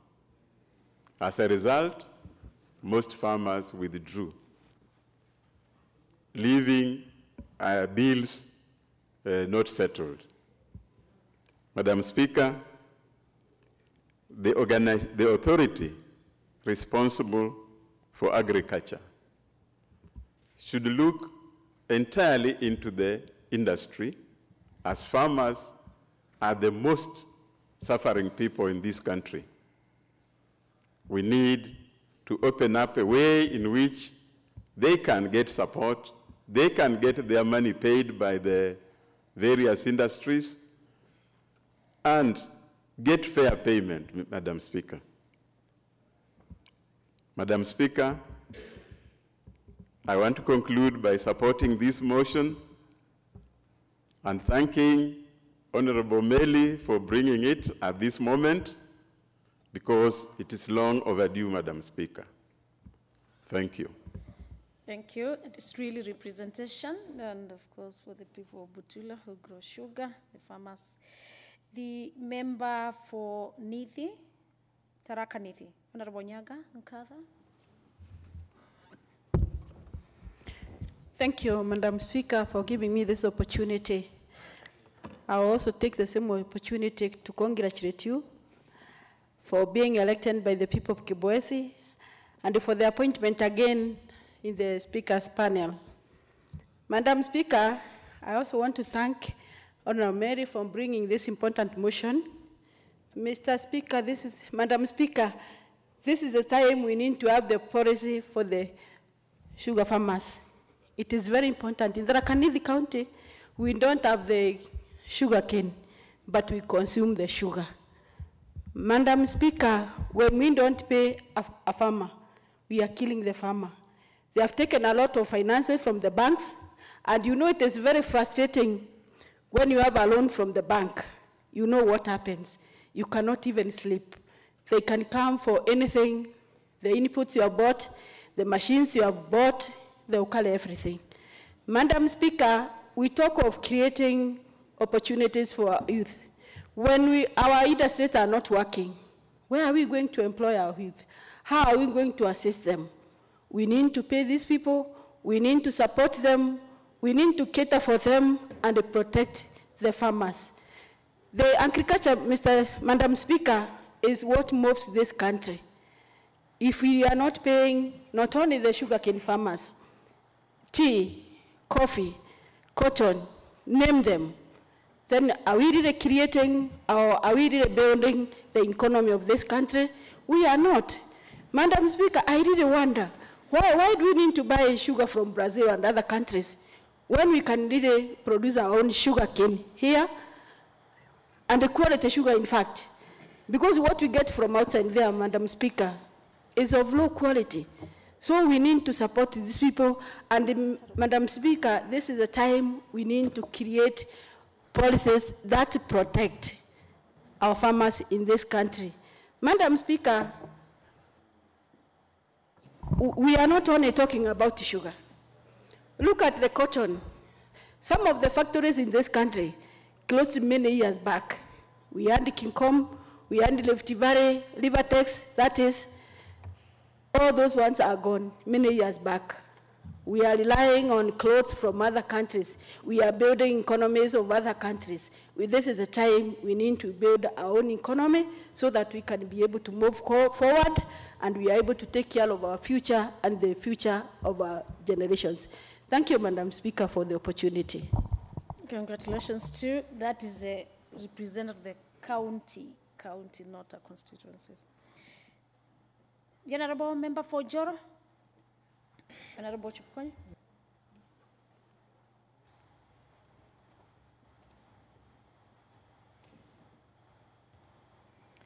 Thank you very much, Madam Speaker. I rise to support the motion of the issues of the mandatory payment to the farmers for cane. Agriculture is very crucial. Just a moment, order. The mic for Honorable Rono is on, and you are the next, actually, so please just put in. Yeah, carry on. Thank you very much, Madam Speaker. I've stood to support this motion. Agriculture is a very important thing in this nation. This is a calling that farmers have actually suffered for so long. The issue of farmers to be paid, it portrays that in different parts of the country, farmers are suffering over different kinds of cash crops. I wish to support the motion, and as I support it, I wish to say this is a waking call to all of us to start supporting and to start thinking of the way forward to support our farmers in different sectors and in different cash crops.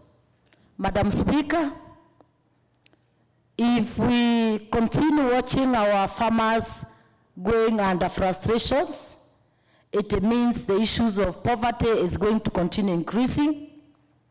It means that majority of our farmers who rely on agriculture to pay for the school fees of their children are going to continue suffering. It means the economical growth in this nation is going to continue going down. Therefore, I wish to say that this must be a serious waking call to all of us because we all suffer in different situations. I wish to give an example of where I come from. That is Njoro constituency. Most of the farmers have been relying on different crops like pyrethrum, dairy farming, carrots, maize, and potatoes. But the challenges are many. Therefore, the Minister of Agriculture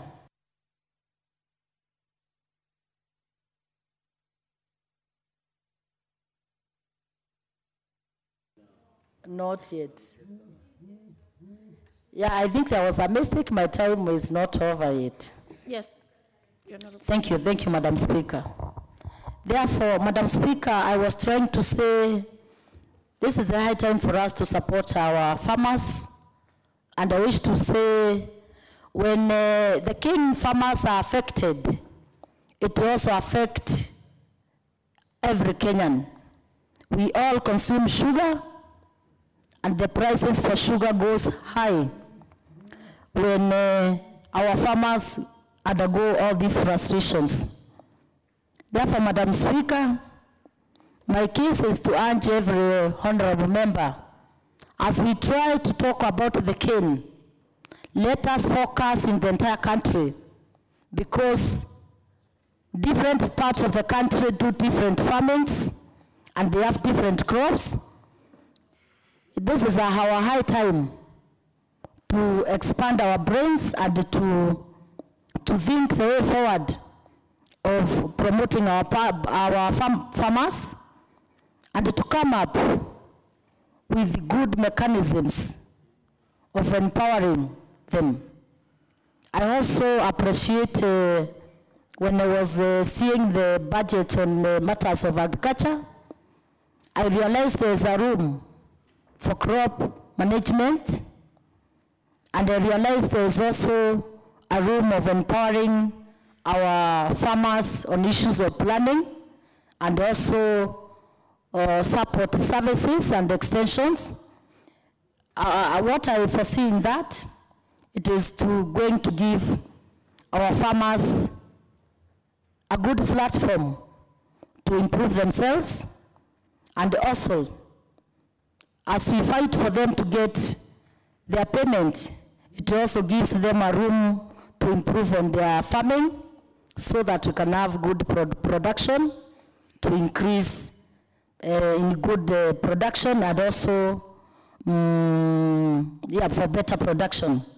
Therefore, Madam Speaker, I rise to support that this is the high time we protected our farmers and we ensured that they get their payment in time, so that we also, as we support them, it will be another way of ensuring food security in the country and also growth, economical growth. Thank you very much, Madam Speaker. I support the motion. Thank you. You support very well. The Honorable Rono. The Honorable Rono, just give me the mic.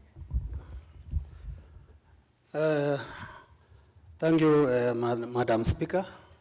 I wish to first and foremost congratulate you for being elected as a member of the Speaker's panel. I wish to support the motion on these sugar farmers. Madam Speaker, these farmers have suffered for many years. The honorable members have talked of many problems.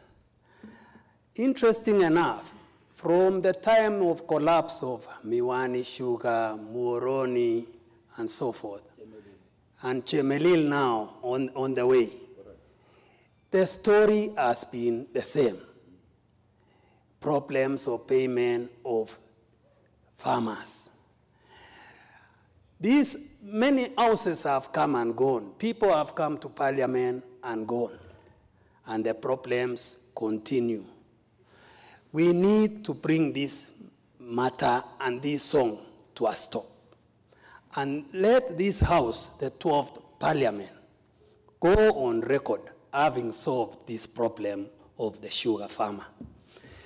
We should not be singing the song year in, year out. We know the problems. The people who have mismanaged the sugar factories are well known. Some are billionaires in this country, moving around freely, and the farmer suffers. You heard of a gentleman here, honorable member, who has been a farmer from the year 2004, and he has he has been suffering all along.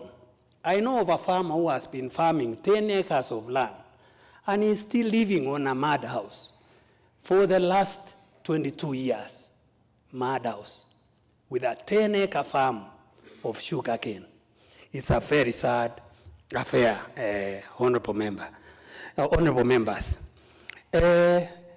We have also gone ahead and occasionally politicized the sugar industry.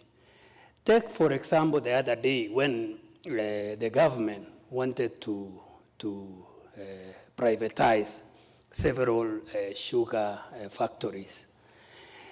We met, political leaders met, left, right, and center, and no solution was ever gotten.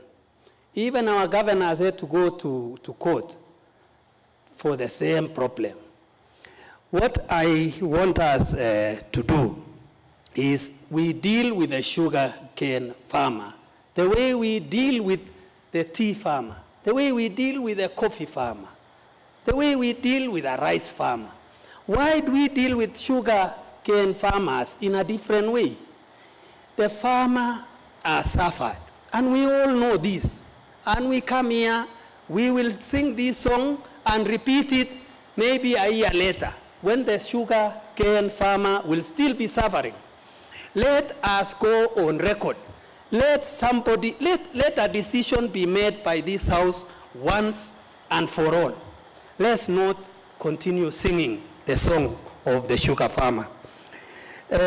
Like I've said, if you look at the sugar factories at the moment, the Nzoia is having the same problem. We have Chemelil, same problem. Now even Mumias has gotten the same disease. And it didn't have the same disease the other day. Now we are talking about it.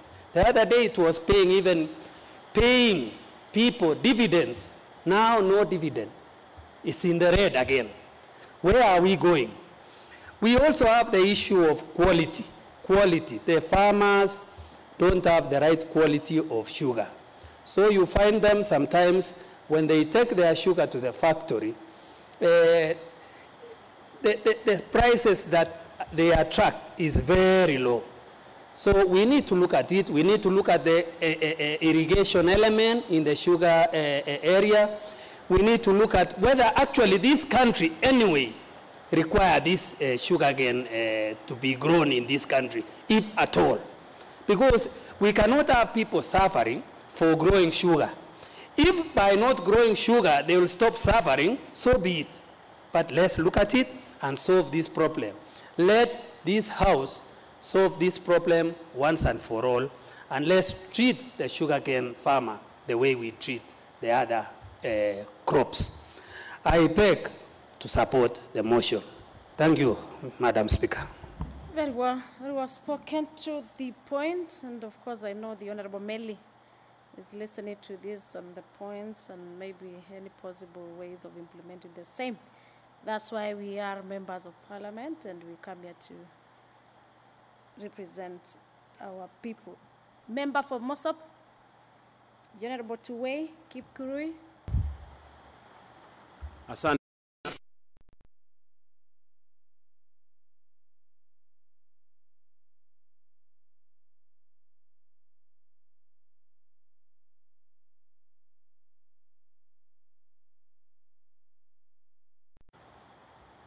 Jambo hili, Madam Speaker, ni jambo la kushangaza sana.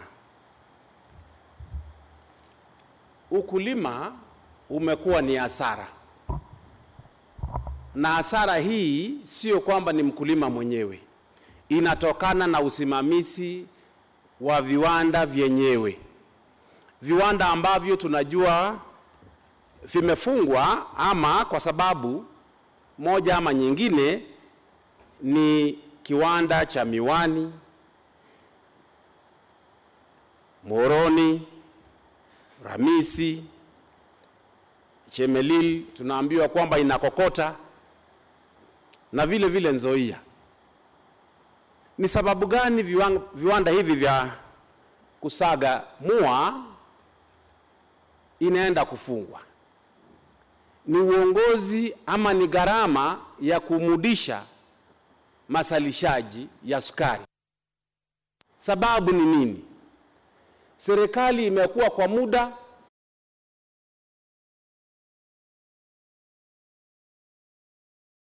mswada imewekwa pungeni, sheria zote zimepitishwa hapa, lakini je, kwa nini mkulima hapati haki yake? Mimi kama mbunge wa Mosop naona wananchi wangu wameanza kuchukua mashamba yao ya kukuza mahindi na wameanza kupanda mua, na kampuni ambayo kwa sasa inatununulia mua ni kampuni ya Butali.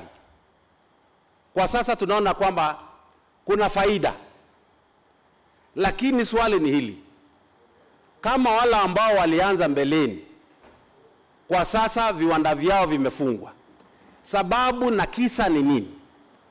Vile wenzangu hapa wabunge wamesema na kuchangia ni kwamba kuna ufisadi mkubwa ambaye hiko katika wizara na vile vile usimamizi wa viwanda hivi.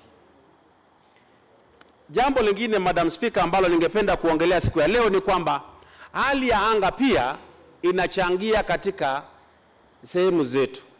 Tunajua kwamba nchi ama ulimwengu mzima, hali ya anga na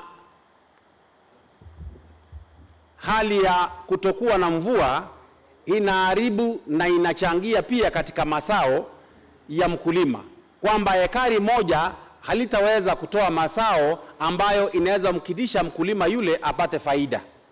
Jambo hili ni jambo la maana ambayo inatubidi sisi kama wabunge tuangalie ni nini tunahitaji kufanya, kama ni unyunyizaji wa maji katika sehemu zile ambazo ziko na maji, ili tupate mazao, tupitishe sheria kama hizo. Wakulima wa miwa wanatakiwa saidiwa na serikali wapate mbolea, subsidy, kusaidiwa mbolea na serikali ili kuimarisha matokeo ama mapato yao. Ni jambo la kushangaza, Madam Speaker, kuona kwamba mkulima ako na miwa na hawezi kumpeleka mtoto wake shule na hawezi hata kulipa mahitaji yake kama binadamu, kwa sababu kupanda mua kwake ni kutoka mwezi mmoja mpaka mwezi 18, ambaye ni muda mrefu sana kwa mtu yoyote ambaye anafanya biashara ya ukulima. Sisi kama viongozi na wadusi wa sheria lazima tuwajibike na tuone kwamba mtu yeyote ambaye amekusa chochote ambacho ni cha kumsaidia kwa ukulima afate faida yake na malipo yake apate siku 14 baada ya kupeana mazao yake. Nachukua nafasi hii na namunga Mheshimiwa Meli kwa wazo hili kwamba wakulima wote wa miwa na wakulima wale wote hata wa mahindi. Nikichukua fursa hii, Madam Speaker, ni kwamba nashukuru kwamba katika ile orodha ya pesa ambazo tumepitia siku ya leo, wakulima wa mahindi na wale wa kufuga mifugo watafaidika kwa kuwa na pesa za kununulia wao mahindi. Hili ni jambo ambalo ni muhimu na lazima tuweke kwamba mkulima yeyote akipeana mazao yake kwa halmashauri ya mua ama kwa factory ama kiwanda chochote, alipwe baada ya siku 14. Naunga mkono na naunga mkono kwa dhati. Asante kabisa, Mheshimiwa. The member for Taribo, the Honorable Jeff Kemboy. Madam Speaker, I want to thank you. I've been waiting for so long. I didn't know the machine had a problem, and maybe I should take this opportunity to thank you for giving me this opportunity. I also want to thank the member of Tinderet for bringing in this motion, which is very important. I come from Tarbo, a place where farmers have embraced sugarcane farming as a cash crop. And I feel for those farmers because despite the fact that they have embraced sugarcane as a cash crop, they have actually embraced poverty through non-payment and also a myriad of challenges that they face as sugarcane farmers. I want to cite a few problems that our farmers face, apart from non-payment, which I stand here to support that motion. One of the problems that our farmers face are acquisition of fertilizer through the companies that actually contract them. They are given fertilizers at a double price as a loan, which renders them poorer because the inputs or production costs actually go up.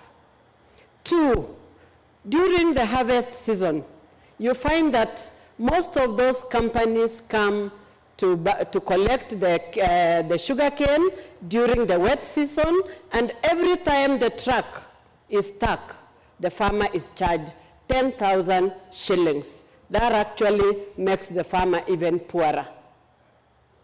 On the way to deliver the cane, for those farmers who are poor, and those are 80% of the farmers, there is a lot of pilferage on the way because the farmers are not able to follow their cane to the destination or to the weighbridge. Industry holistically and address them for the benefit of the farmer. Because paying the farmer is a different issue, but making the farmer benefit from production of cane is the most critical and important.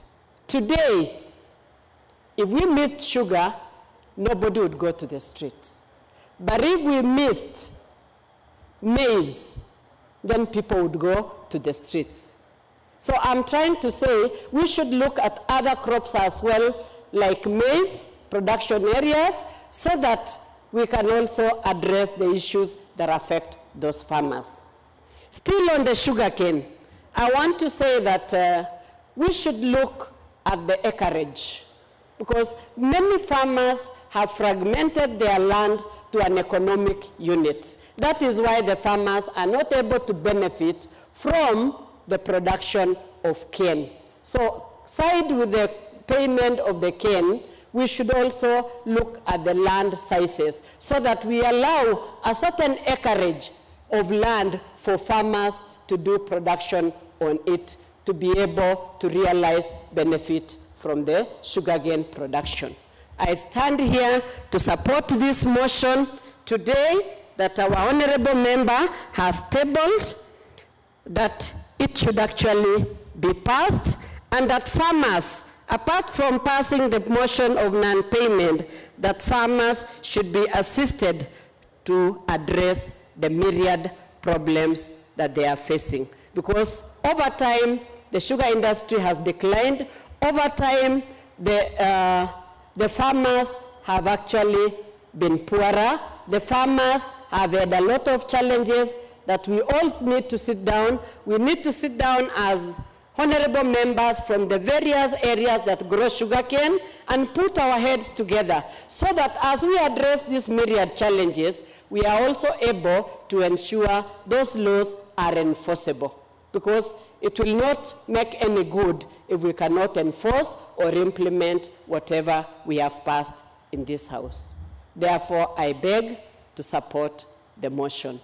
Thank you very much. And as I finish, Madam Speaker, I would want to request the CS of the Ministry of Agriculture to kindly remember that the farmers in Uasin Gishu County are now harvesting, and we have hundreds and thousands of middlemen that are already reaping into the farmers' poor and hard work that they have produced, and now they want to sell them at throwaway price.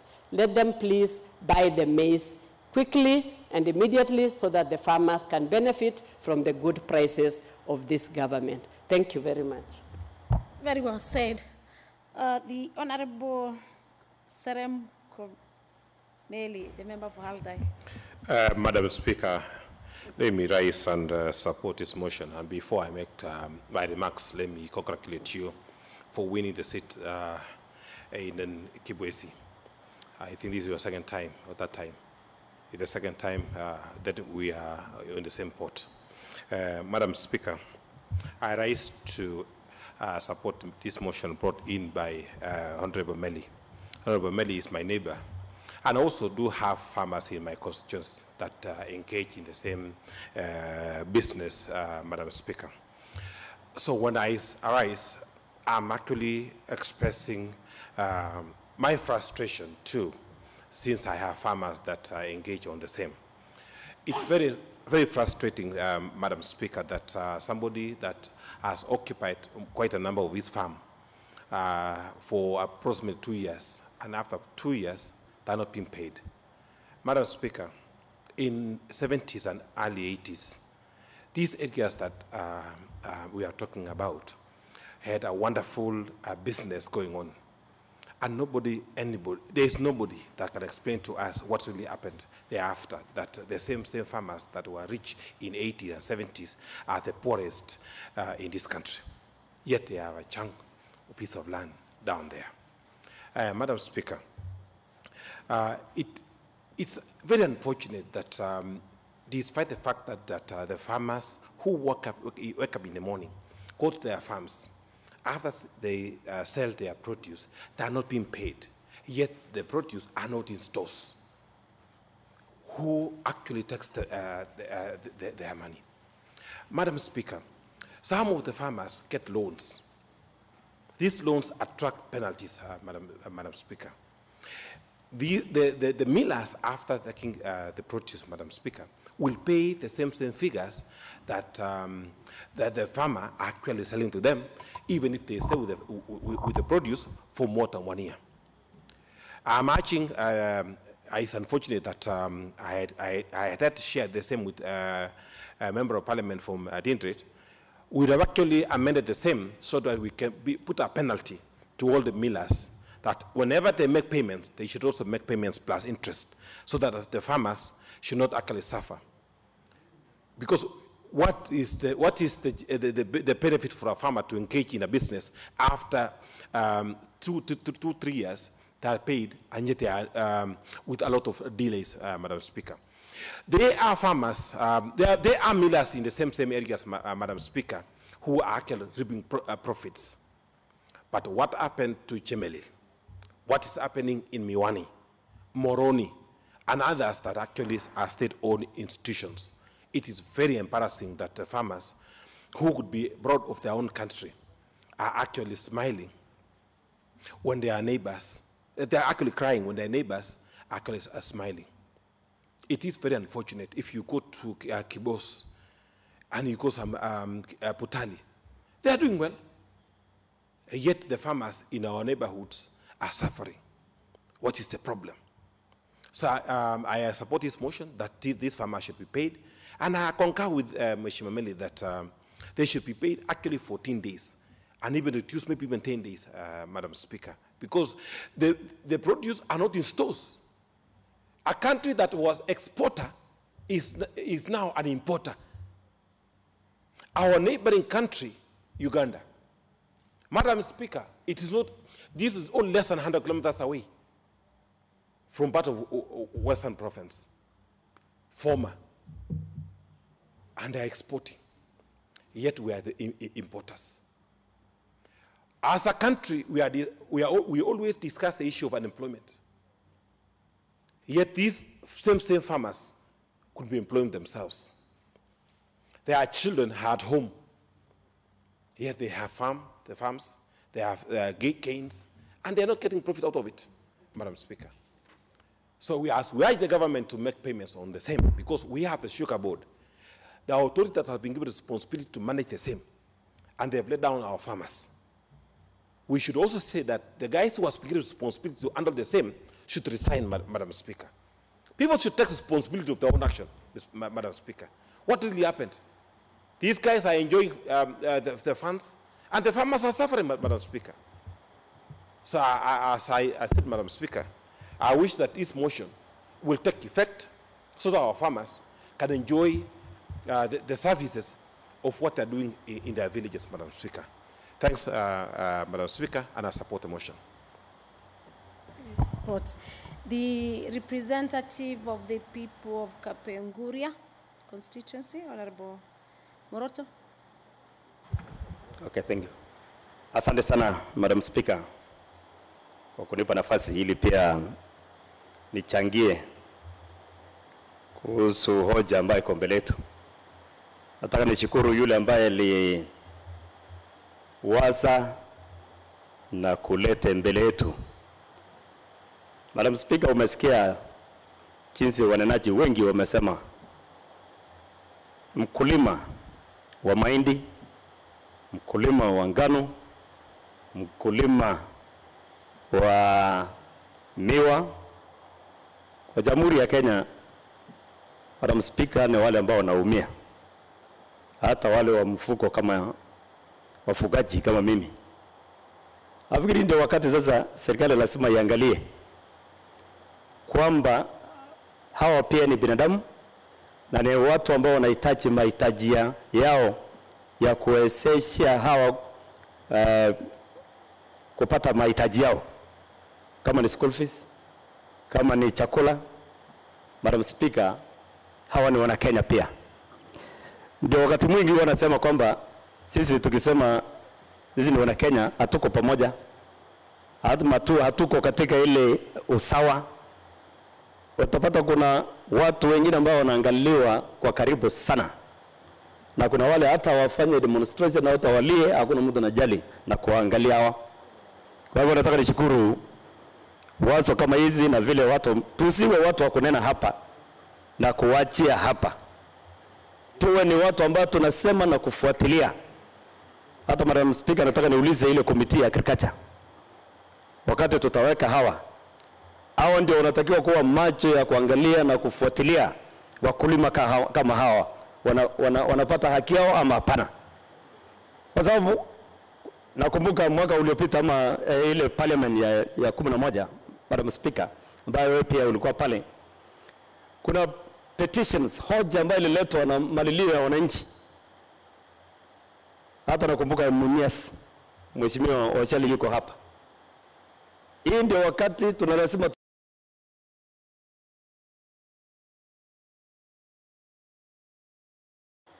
wana haja, especially wale viongozi wa juu, ni watu ambao wana moyo ya kutaka kusaidia ile mtu wa chini, lakini wale wamepewa jukumu ya kusimamia, Madam Speaker, nafikiri hao ndio wako na malengo yao tofauti, ndio wanataka kufanya kazi mpaka hata yule mwananchi ambaye akifurahia uongozi wa nchi yake anaanza kulalamika. Hii ndio wakati sasa tunataka tuangalie kabisa, tuone kwamba ni nini ambaye ilimaliza mpaka na kama vile tunasema kwamba sisi ndio tulikuwa na peana vitu nje, lakini sasa tunaanza kuimport badala ya kuexport ama kupeleka nje, Madam Speaker. Na hii ni jukumu sasa ya hii nyumba kusaidia wale viongozi wako pale wenye wako na nia. Mimi nimeserve wakati wa Nyayo, nimeserve hata wakati wa Kibaki, lakini ukiangalia vile wa sasa wako karibu na watu, Madam Speaker, najua kwamba tukisema wengine hawaelewi. Najua wale ambao wamekuja jana wanafikiria hata ile vita tunakongananga hapa ya ile watu wanazungumza wanasema hivi ya opposition. Hakuna saizi mambo ya opposition. Nafikiri ni mchezo ndio mnafanya hapa. Kuna wakati opposition ilikuwa ni opposition, lakini sasa kuna wale wanataramuka na kuenda kukutana na watu kila siku. Umeona hata hii wiki mzima wamekuwa kule Mombasa, wananchi pale wanalia kwa viti vyao kidogo. Madam Speaker, hata mpaka jana president mwenyewe anaanza kutoa degree kwa ajili ya vitu kidogo kwa forest, ile watu wanang'ang'ana mpaka hapa na pale. Kwa hivyo nafikiria committees, hii nyumba tuko na nguvu, si kama pale hapo awali ambapo wale mawaziri walikuwa na nguvu sana, lakini sisi hapa nafikiria hatujaanza kuchukua ile sehemu yetu ya kufanya kazi na kuona kitu gani itafanyika. Madam Speaker, nataka niseme pia nikisema juu ya wale ambao tumewawekea jukumu. Waziri ambao anahusika na kilimo. Ni mtu anatoka hata area hiyo mahali tunazungumza mambo, anaona ile miwa ikiharibiwa. Anapita anazungumza hata na wale watu wanaumia, wale wakulima wa miwa. Yeye si mtu ambaye anatoka sehemu mbali ambaye leo area hiyo. Na ni mtu pia ambaye amefanya kazi, amekuwa hata director wa Kenya Seed. Kwa lazima sikie ni nini ambacho tunasema hapa hivi. Hatuwezi tukambe mtu kazi tukiwa na nia mzuri kwamba atatusaidia. Madam Speaker, ni sisi ndio tunapitisha hata mawaziri hapa hivi. Hata wale ambao wanapewa position. Permanent Secretary wa manani inapita majina yao hapa hivi. Na wanasema wajue kwamba sisi ndio tunapepa mziko ya wananchi. Tukisema tunataka namna hivi, lazima wawe wa kwanza kutupatia masikio. Hata ukitaka kuona hao wale tunazungumza juu yao saizi, hata ukienda ofisi uweze kuwaona. Na wanaanza kuwa wakubwa kuliko hata yule president ambaye wakati mwingi tunashika mkono naye, tunacheza naye, tunadance nao, hao wanapotea. Kwa hivyo Madam Speaker, nikisema hata juu ya wale kama vile nimesema huduma. Nataka nishukuru sana mwenyekiti ama ile committee ama board ambayo inahusika na Lake Victoria North Water Services. Wamejaribu sana. Hata wanafikia sisi mahali hawatakiwi hata kuja kwetu. Mwisho former MP Lagat ndio mwenyekiti ya hiyo. Kwa sababu alikuwa mwanasiasa anaelewa vile watu wanaumia. Lakini kuna wengine ambayo inaitwa Rift Valley Water Services. Naongozwa na nasikia tu chairman sijui nikitilita ama nani, lakini hatuwaoni. Na sisi ndio watu wa Rift Valley. Sijui wanataka tuwe tukizunguka maofisi yao ndio watoke na wakusaidia wakulima. Bila maji hakuna kitu ambayo inasafanyika. Hata mboka kidogo. Madam Speaker, sisi kama kwangu mali natoka. Kuna jina tumekuwa tukiwekewa kama Katraslas. Ni shida wakati mtoto analia usiku yote. Kesho lazima upambane uende kwa jirani hata omba nini moja. Kesho yake yule mwingine atakuja kuomba yake moja, tukitafuta mboga ya watoto. Lakini sasa serikali hii imeleta faida na imeleta watu. Imeleta huduma karibu na watu. Wale ambao wanatakiwa kuleta maji, alafu unapata kwamba wanapotea. Sisi hatuwezi sasa kuanza kulaumu huko juu, tunaanza kutafuta hapa chini hawa ni kina nani. Kwa hivyo Madam Speaker, nataka nishukuru sana na kusema kwamba tuna jukumu. Najua kuna wenzetu wengine ambao wanafikiri bado kwa military, hiyo ilitoka. Hapa sasa ndio kila akili lazima tuweke pamoja. Mungu awabariki. Asante sana. Okay. It's already through.